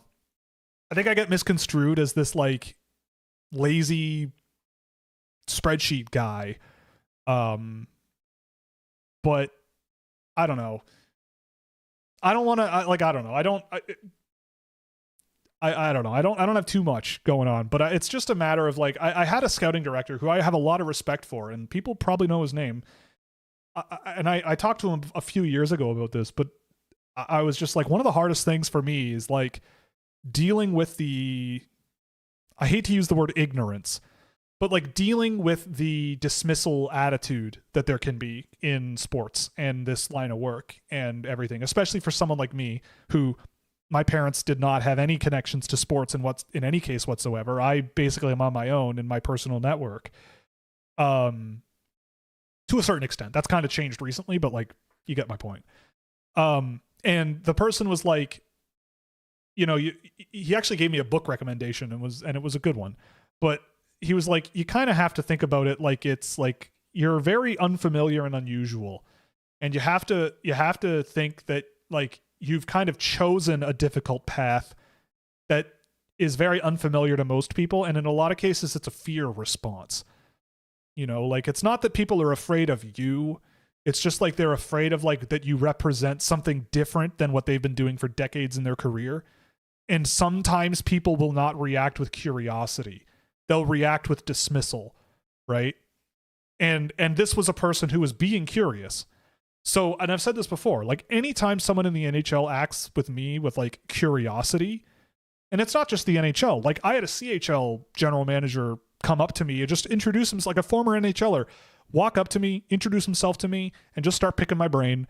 And we talked for half an hour and had a great chat, and I will cheer for his team till the day I die. I have all the respect in the world for that guy because he gave me the time of day and heard me out, was interested in what I did, and took it with an open mind. You know what I mean? And I told him, I remember being like, I see a lot of things very differently to a lot of people, and I have this belief and this belief and this belief and whatever. And he goes, fair enough. I see where you're coming from. You know, I don't necessarily agree, but, and I think that that's a thing that is normal, right? Like I will never dismiss something outright unless I have the inkling that like, it's just not good faith, or it's not, genuinely, based in like interest. It's more about like trying to, you know, like I got on the phone with someone who is now an NHL general manager actually, a couple years ago during the pandemic, and they picked up the phone, and I introduced myself because we had scheduled the call, and he basically was like, why should I listen to you? Like that basically was the first word out of his mouth, first sentence out of his mouth. Like, who are you to tell me that I should be listening to you? Which caught me really off guard. Like it was not, the tone was not curiosity, it was pressure. And I was not used to that. And that was a lesson. That was a lesson that interactions can also go that direction as well. So I don't know. I'm not really sure exactly what I'm saying, but I do know there are people in the NHL who listen to the show and listen to a podcast here and there and all that stuff. And I think that there's a lot. I just like talking hockey, man. I study this sport like it is my job. I watch it all day, every day. I'm putting in the work. I'm busting my ass. You know, I have my takes for a reason. I mean, I had a scout after my list came out come up to message me and go, your list is scorching hot, but it is entirely defensible. It is absolutely defensible top to bottom. And I went, I'll take that. You know what I mean? I'll take it. I'll take that. You know what I mean? And obviously most NHL people also at this time of the year can't talk to me directly about a whole lot of stuff anyway, like for professional reasons. And that makes sense. And I never judge them for that at all. But it again, like I think I started out this work in my life being a little too indignant, a little too arrogant, a little bit too smart for my own good in my mind. Like my head was too big for my shoulders. And I've learned a lot over the last 5 years, 6 years. I've learned a lot. I've learned a lot watching these guys grow up and develop and where they've gone. And, I've learned a lot from people who have pointed things out to me and poked holes in my arguments and my logic and learned lessons from making mistakes. And so all I really ask is like for curiosity, and I get that from a lot of people, so I don't really have anything to be like, you should pay more attention to me.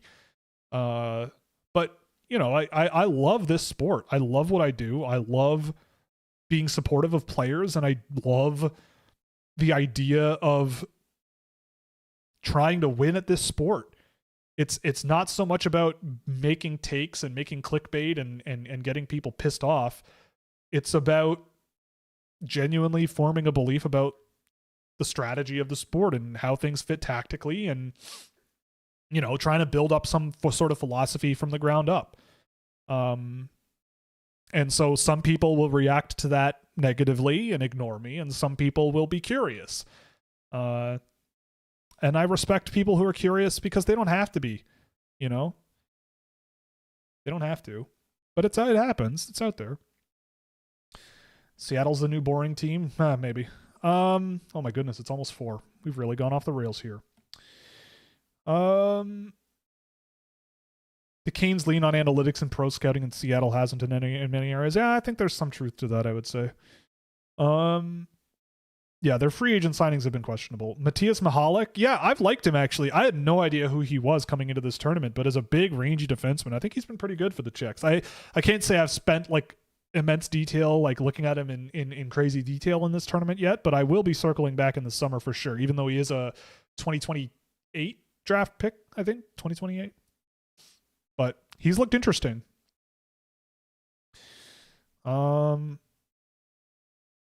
Pretty sure Czech fans discounted the roster before the tournament. Yeah, I mean, Tomek has been excellent. I think Tomek has been awesome.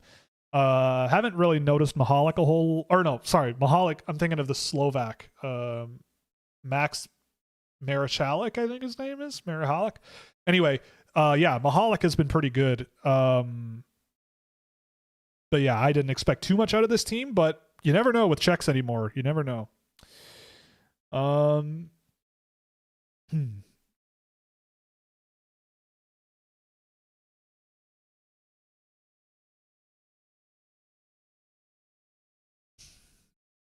Yeah. We always got to do economics on the show, I mean, and yeah, economics and financial analysis, they're the same. And this whole thing, it's the same thing. Look at the stock market today. You could find good businesses, but doesn't mean they're going to do well. Things are, I mean, there's a little bit of extenuating circumstances going on there, but you can do all the fundamental analysis you want in the world, but the market doesn't care. It's like you can do all the work you want about NHL prospects, but a head coach might just go, you know what? Let's put Matt Rempe in the lineup literally today, because what's the worst that could happen?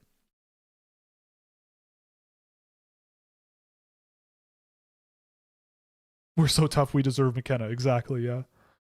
Thoughts on the 4 GM possibilities for the Leafs? Ryan Martin, Evan Gold, Scott White, and John Chayka. I can't speak to anybody. I don't know anything about any. I mean, the one I know the most is John Chayka. I have interacted with his sphere.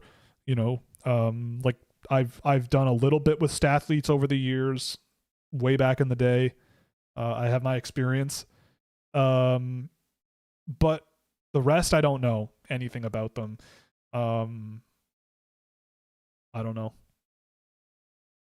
Oh, the finance guy's here. What's going on? Who are the best puck transporters in the class? Maybe not the flashiest, but they can bust through the neutral zone. At least offensively, I'd say Lawrence for sure. Lawrence, Stena, and Lawrence, Stenberg, and McKenna are all really good at it. Bjork is pretty good at it. I mean, Preston, McKenna, Lawrence, Preston, Stenberg. Let's see. Who else?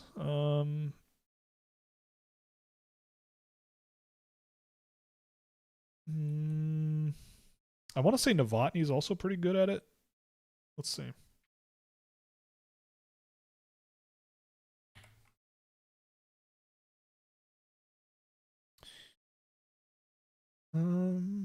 I do have a good answer for this. I just have to filter. I have to filter my data set for you. My very expensive data set. Where the hell? I have so many metrics, I lose track of them all the time now. It's so dumb. Okay, yeah, Preston for sure. R.M. Olsen for his level, I would say, is up there too. Wiggo Sorensen, but that's international. McKenna, Stenberg, Lawrence, Hurlbert, Belchetz, Steiner. Oh no, sorry, not Steiner. Cover, Hermansen, Cullen, Mbui. Mbui's also pretty good at it.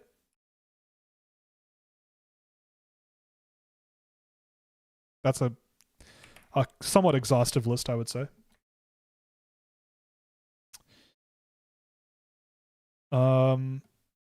The reason I wouldn't be a GM is because there's at least a 50% chance I drafted Xavier Villeneuve first overall. Yeah, I mean, maybe. Yeah. No, I know. I know what you mean. I mean, look. I've said this a few times on the show. If someone picked up a phone and offered me a general manager's job, I thought they lost their marbles. I wouldn't want that job right now. I mean, I've asked, and every time I've spoken to an NHL player, or an NHL player, every time I've spoken to an NHL employee and just chatted, shot the shit, you know, and just talked about my career and like where I want to go, like, you know, my ambitions are very, very, very limited. I want to be a fly on the wall. You know, I want to learn. You know, if there are things on the other side of the coin that I don't know and I can't know from an outside perspective, I would love to be part of figuring that out. You know, I think what I do is valuable. After so many years of doing it, I know it's valuable. Especially past the first round. Like, I think that's a no-brainer at this point. You know, I don't know. I you know, so if I got a phone call being like, do you want to be the general manager of the Toronto Maple Leafs? I'd probably be like, I don't know if that's the best decision, but like, I'll be part of the group, but I don't know the first thing about what that job actually entails. And when I do a Google search about it and an AI thing about it, I go, well, I'm not really qualified to do a whole lot of that stuff, but I'd love to work for someone who was and learn from them. You know, Mike Gillis. Maybe, but you know what I mean.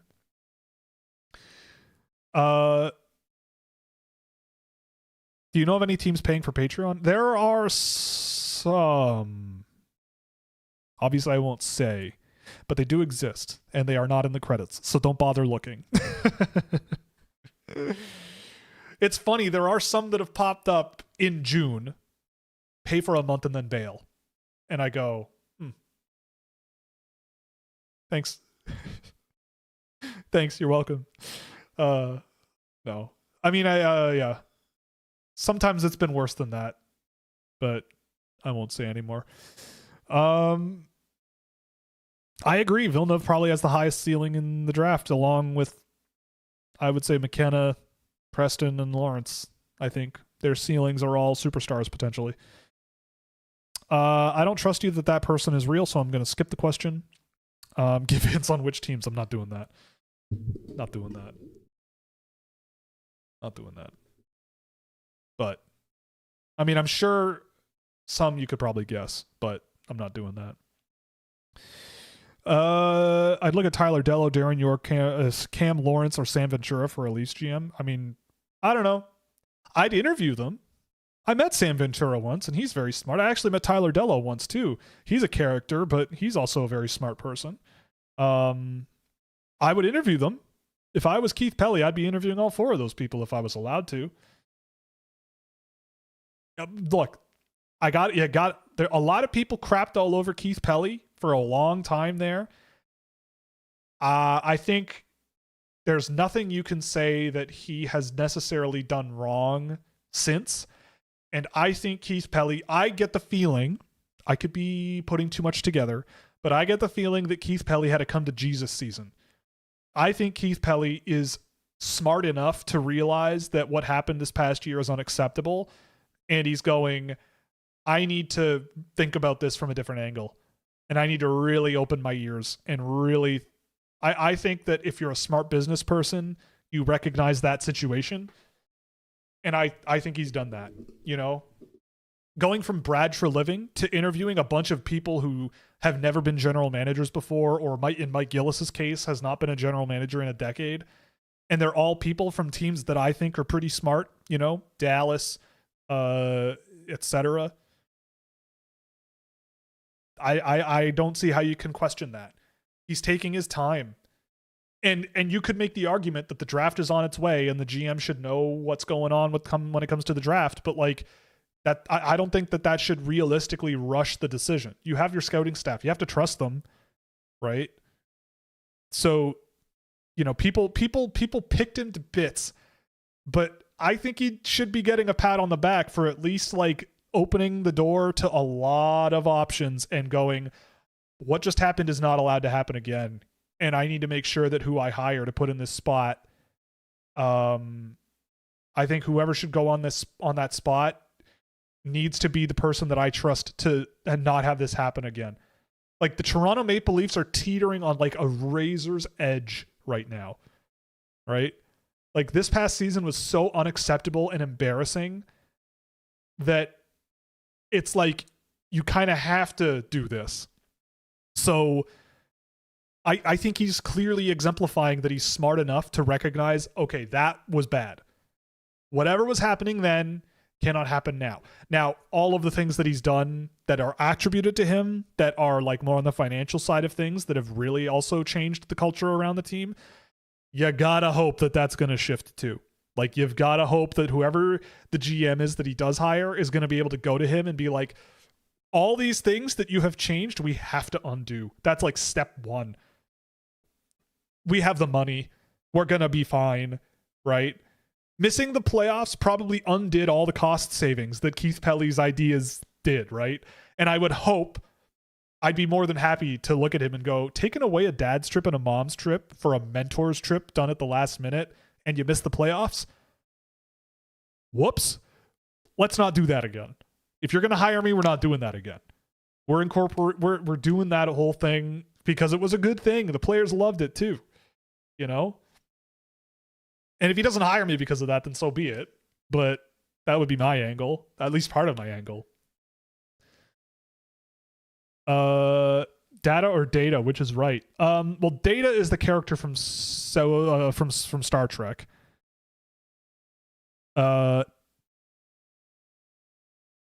It's a good question though. I don't know. Like, is there a word for that? A word that is spelled the same and means the same thing, but can be pronounced two different ways and mean the same thing. Data and data. Like, you don't say computer and computer. Or computer. Right? You don't say that. Are there any other words like that? I don't know. Mandrycky needs to leave Seattle. I mean, I've met Alexander Mandrycky, and she's also, I've heard her speak a couple of times. I think she's brilliant. I think she's really smart and has good things to put out there into the world. I don't know. I don't think Seattle's like a death sentence. Tomato. Yeah, fair. That's one. Yeah, that's one. Any drafts in recent memory where McKenna would definitely be first overall? That's a very good question.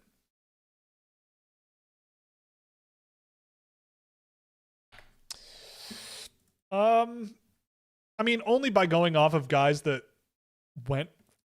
I mean, I'd say 2022. As much as I love as much as I've loved watching Slafkovsky in the playoffs, I feel like 2022, 21, maybe 2020. But I'm really trying not to be revisionist on that because it's like Stützle, Rossi, Raymond, all those guys I think I would have liked more than McKenna. Not 2018, probably not even maybe 2017. Definitely not 16 or 15. 14, yeah. 13, no. Yeah. Not, I would say not. Like 2025, no. I don't think I would have had him ahead of Schaefer. And they're very close in age anyway. Celebrini, I don't know. It would have been close, I think. But 2022 for sure. Like, I liked Slavkovsky. I think I had him at 3 or 4 that year. And I liked him. But him, and if I'm thinking differently, or trying to think, like at the time I really felt like Cooley was the most exciting guy in that class, and I just didn't do it. So I'm thinking like Cooley versus McKenna, who do I want? And I feel like it's kind of two sides of the same coin, but I probably would go McKenna. And like Beniers was my number 1 in 2021. I could have probably gone with McKenna over Beniers, but it would have been close. Owen Power I did not have in the top 3 or 5. Anyway.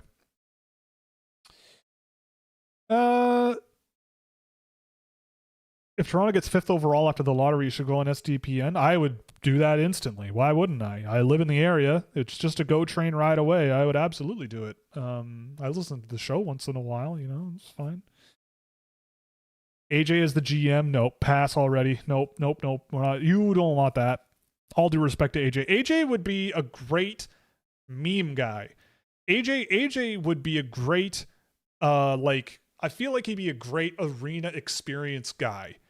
Like, I think AJ has a really good finger on the pulse of what would entertain people, and entertain people in such a way that it made Toronto a really interesting place to, like, go to a game, I think it would be fun, especially if he allowed me to come at him with, like, a gritty, like, idea,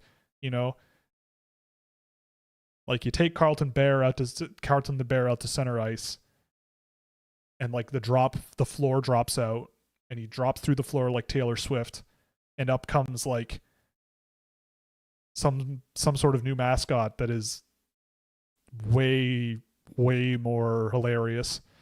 I don't know. A walking tree. Or, hey, here's my favorite thing on the internet this week is the robot marathon in China that went on this week. It was a half marathon run by robots exclusively. I swear to God, it was one of the funniest things I've ever seen in my life. There's a video on the internet right now you can find. It's probably on Instagram, of the last place robot finishing that race. The last robot to actually finishing the race. It is like this tall, and it has like little wheels as feet, and it's like the cutest little thing in the whole world, and it is just hopping its way, and it's so fun. It's so funny. So maybe one of those could be the new mascot for the Toronto Maple Leafs, a little humanoid robot that runs around and is crazy. What do you think of Klepov or Cullen for the Isles at 13? I would go Klepov or Cullen for sure. Hemming or Suvanto are probably good options there too. But yeah, I think you're right. Bjork or Lawrence being there is possible, and I would go them ahead of all of those guys for sure. But I would lean Cullen for sure if I were the Islanders. What about 2005? Well, it's close, but I think Sidney Crosby. 1984? Ooh, it's close. But Mario Lemieux, the greatest player to ever live. Survivor episode thoughts. Oh my God. Look. I think the cardinal sin of Survivor in 2026 is that the show is not about Jeff Probst. Like, that's what they've turned it into. I don't mind the idea of Jeff Probst participating in a challenge, but it feels like a lot of the challenges, the preamble is always about him or the game, and I don't like that, But I gotta say, the twist from last night, and spoiler alert, I'll snap my fingers like this when I'm done. The twist last night should be enough reason to get Jimmy Fallon canceled from TV. Like, I like the idea, but the idea of forcing a player to vote for themselves, I think is cool. Like, the fact that Christian had to put his name down on his own parchment and put a vote in for himself, I think that's a really cool twist. It's a cool handicap. I think it's more interesting than losing your vote. But The fact that he had to vote for himself and tell everybody he did, no.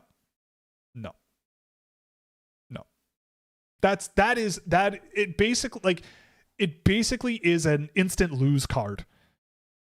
Like, why would anyone not want to vote for you then? It's like, well, I can get through a week by voting for the guy who is telling us there's a gun pointed to his head.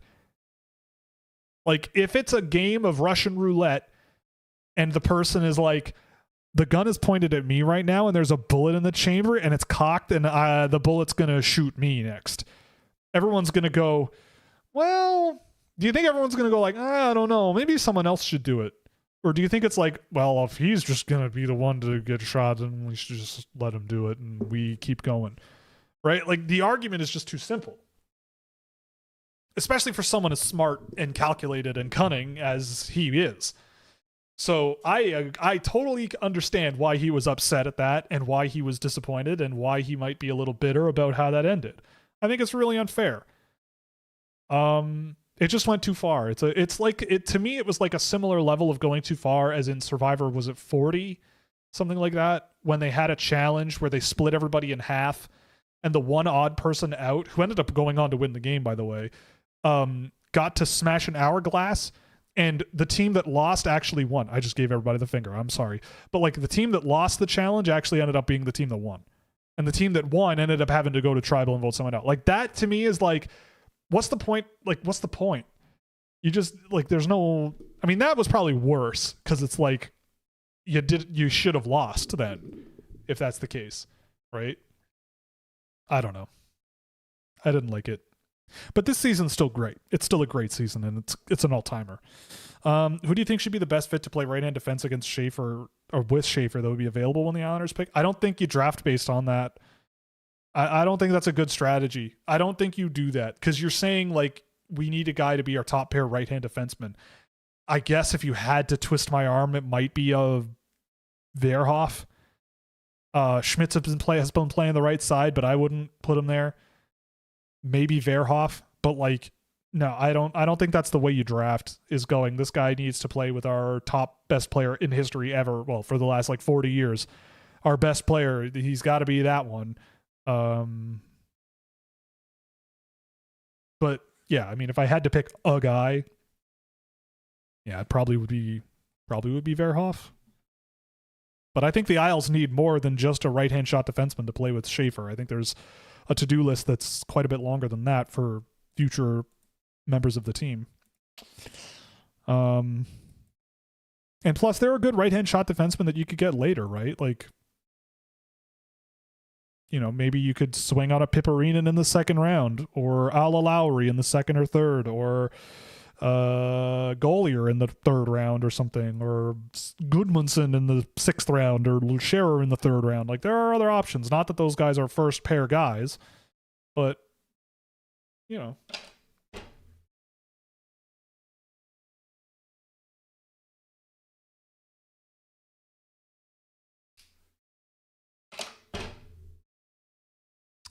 Have I watched any of Jackson Cover? Lots. Any thoughts? I like him. Very physical, very fun player to watch. Effective two-way defense, two-way winger. Competitive, tries hard, loves the game, loves his mom, loves his dad. There's nothing inherently wrong in his game. I think he's a really interesting blank slate. I think he projects pretty well to be a third-line winger, you know. Pretty physical. I think he's an underrated playmaker. I think there's a high ceiling for him. He's just a bit further behind the curve than everybody. If someone drafted him 15th or 17th or something, it's a little optimistic, but I don't think it's outlandish. But I like Cover. I like him a lot.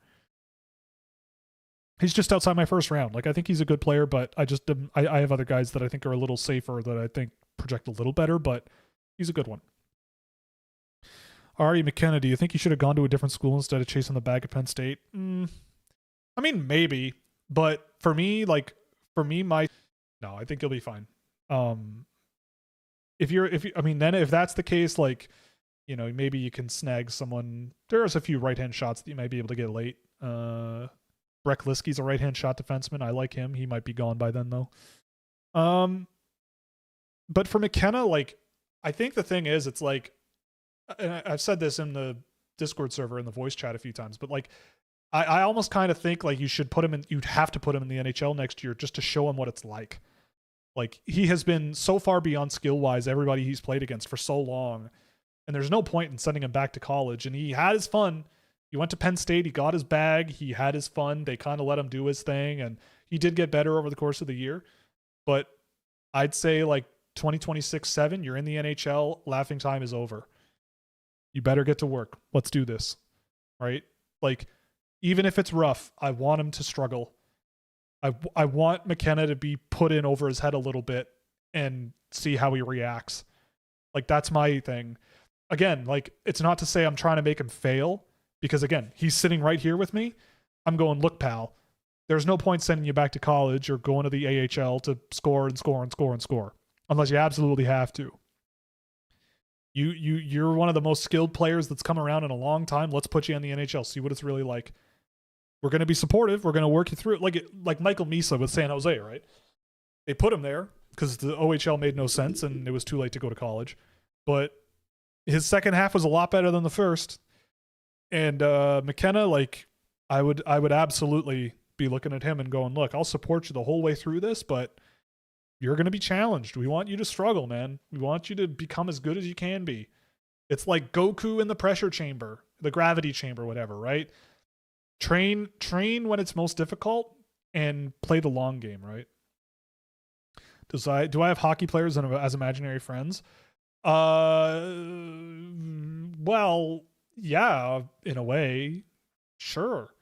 I mean, I play a lot of Eastside Hockey Manager or whatever, or whatever those sims are called, and you get to the 2034 draft class, and those guys become your imaginary friends in a way. So sure, I think it's healthy to have imaginary friends. You do it as a child, but I think it's healthy. Maybe not like, outwardly doing it. I don't know. Anyway, last question of the day, and then we got to get out of here. Who's the guy you think is about to pop off in the U18s and go top 10? Like Brady Martin last year? I mean, Dagenais, probably. I could see it being Dagenais, man. Did you see that reverse hit he threw? He didn't play the puck at all and let a Slovak guy come and get the puck and skate away with it, but he did throw that reverse hit and left his feet and crushed that guy with his butt. So that to me looks like a great NHL player. I mean, look, if I can watch Marcus Foligno grab a guy by the shoulder strap and throw him head first into the ice and then act all, what did I do as a penalty, and I can watch Jamie Benn ragdoll a guy and throw him to the ice head first in overtime and not get a penalty, Maddox Dagenais not playing the puck at all and sticking his butt out and hitting a guy off the puck and allowing control in the defensive zone, sure, Dagenais could go top 10. He's the exact type of player that I could see an NHL team just going, yep, we're taking this guy. If he were a center, he might go first overall. I'm kidding, but anyway, that's going to be it for today. Thanks very much for watching. I am going to probably switch over to the voice channel in the Scouching Discord and put on some of the U18 games from earlier today. I've got the house to myself for the weekend, so it's a bachelor pad starting like an hour ago. So we're going to have a good time. It's going to be fun, but yeah. 2024 D crop or this year? Oh, that's a great question. 2024 was a lot more fun, but I probably would go this year. But I might regret that. Anyway, we'll be back Monday night, 8 p.m. Eastern time. We're going to have a lot of fun then too. Again, if you haven't already, definitely check out our draft simulator, scouching.ca. You can also go to scouching.ca. Get yourself access to our data tables, all kinds of fun data tools, and our Discord server. And we are watching the U18s in there. We're watching draft tape, and we're having a lot of fun and having a good time. And yeah, report tomorrow, either Adam Anderson or Elton Hermanson. I don't remember. So you can check that out. Actually, we have more than that. I did more reports. But anyway. I'm not the most organized individual these days. Things are a little chaotic on my end of the curve. So just subscribe to the channel if you haven't already. Just just watch the videos when they come out. I don't know. But if you want to see them as soon as they're done, by all means, go for it. Yes. Okay. So Hermansen is no, never mind. I'm just going to shut up and I'm going to put the videos out when they're done. How about that? Yeah. But subscribers have access to Keaton Verhoff and Adam Anderson right now. And I don't even know what's happening. So I'm just going to go. I'm going to leave. I'm going to go do other stuff because I'm losing track of how to end the show. Thanks for watching. We'll see you Monday night, 8 p.m. Eastern time again. Always a pleasure. And we'll see you see you then. Be kind, be safe, and be good. And yeah. I'm going to be in Toronto this weekend too. So if I'm walking around and you see me, say hi. But the odds of that happening are probably pretty slim. So see you then. Okay, bye.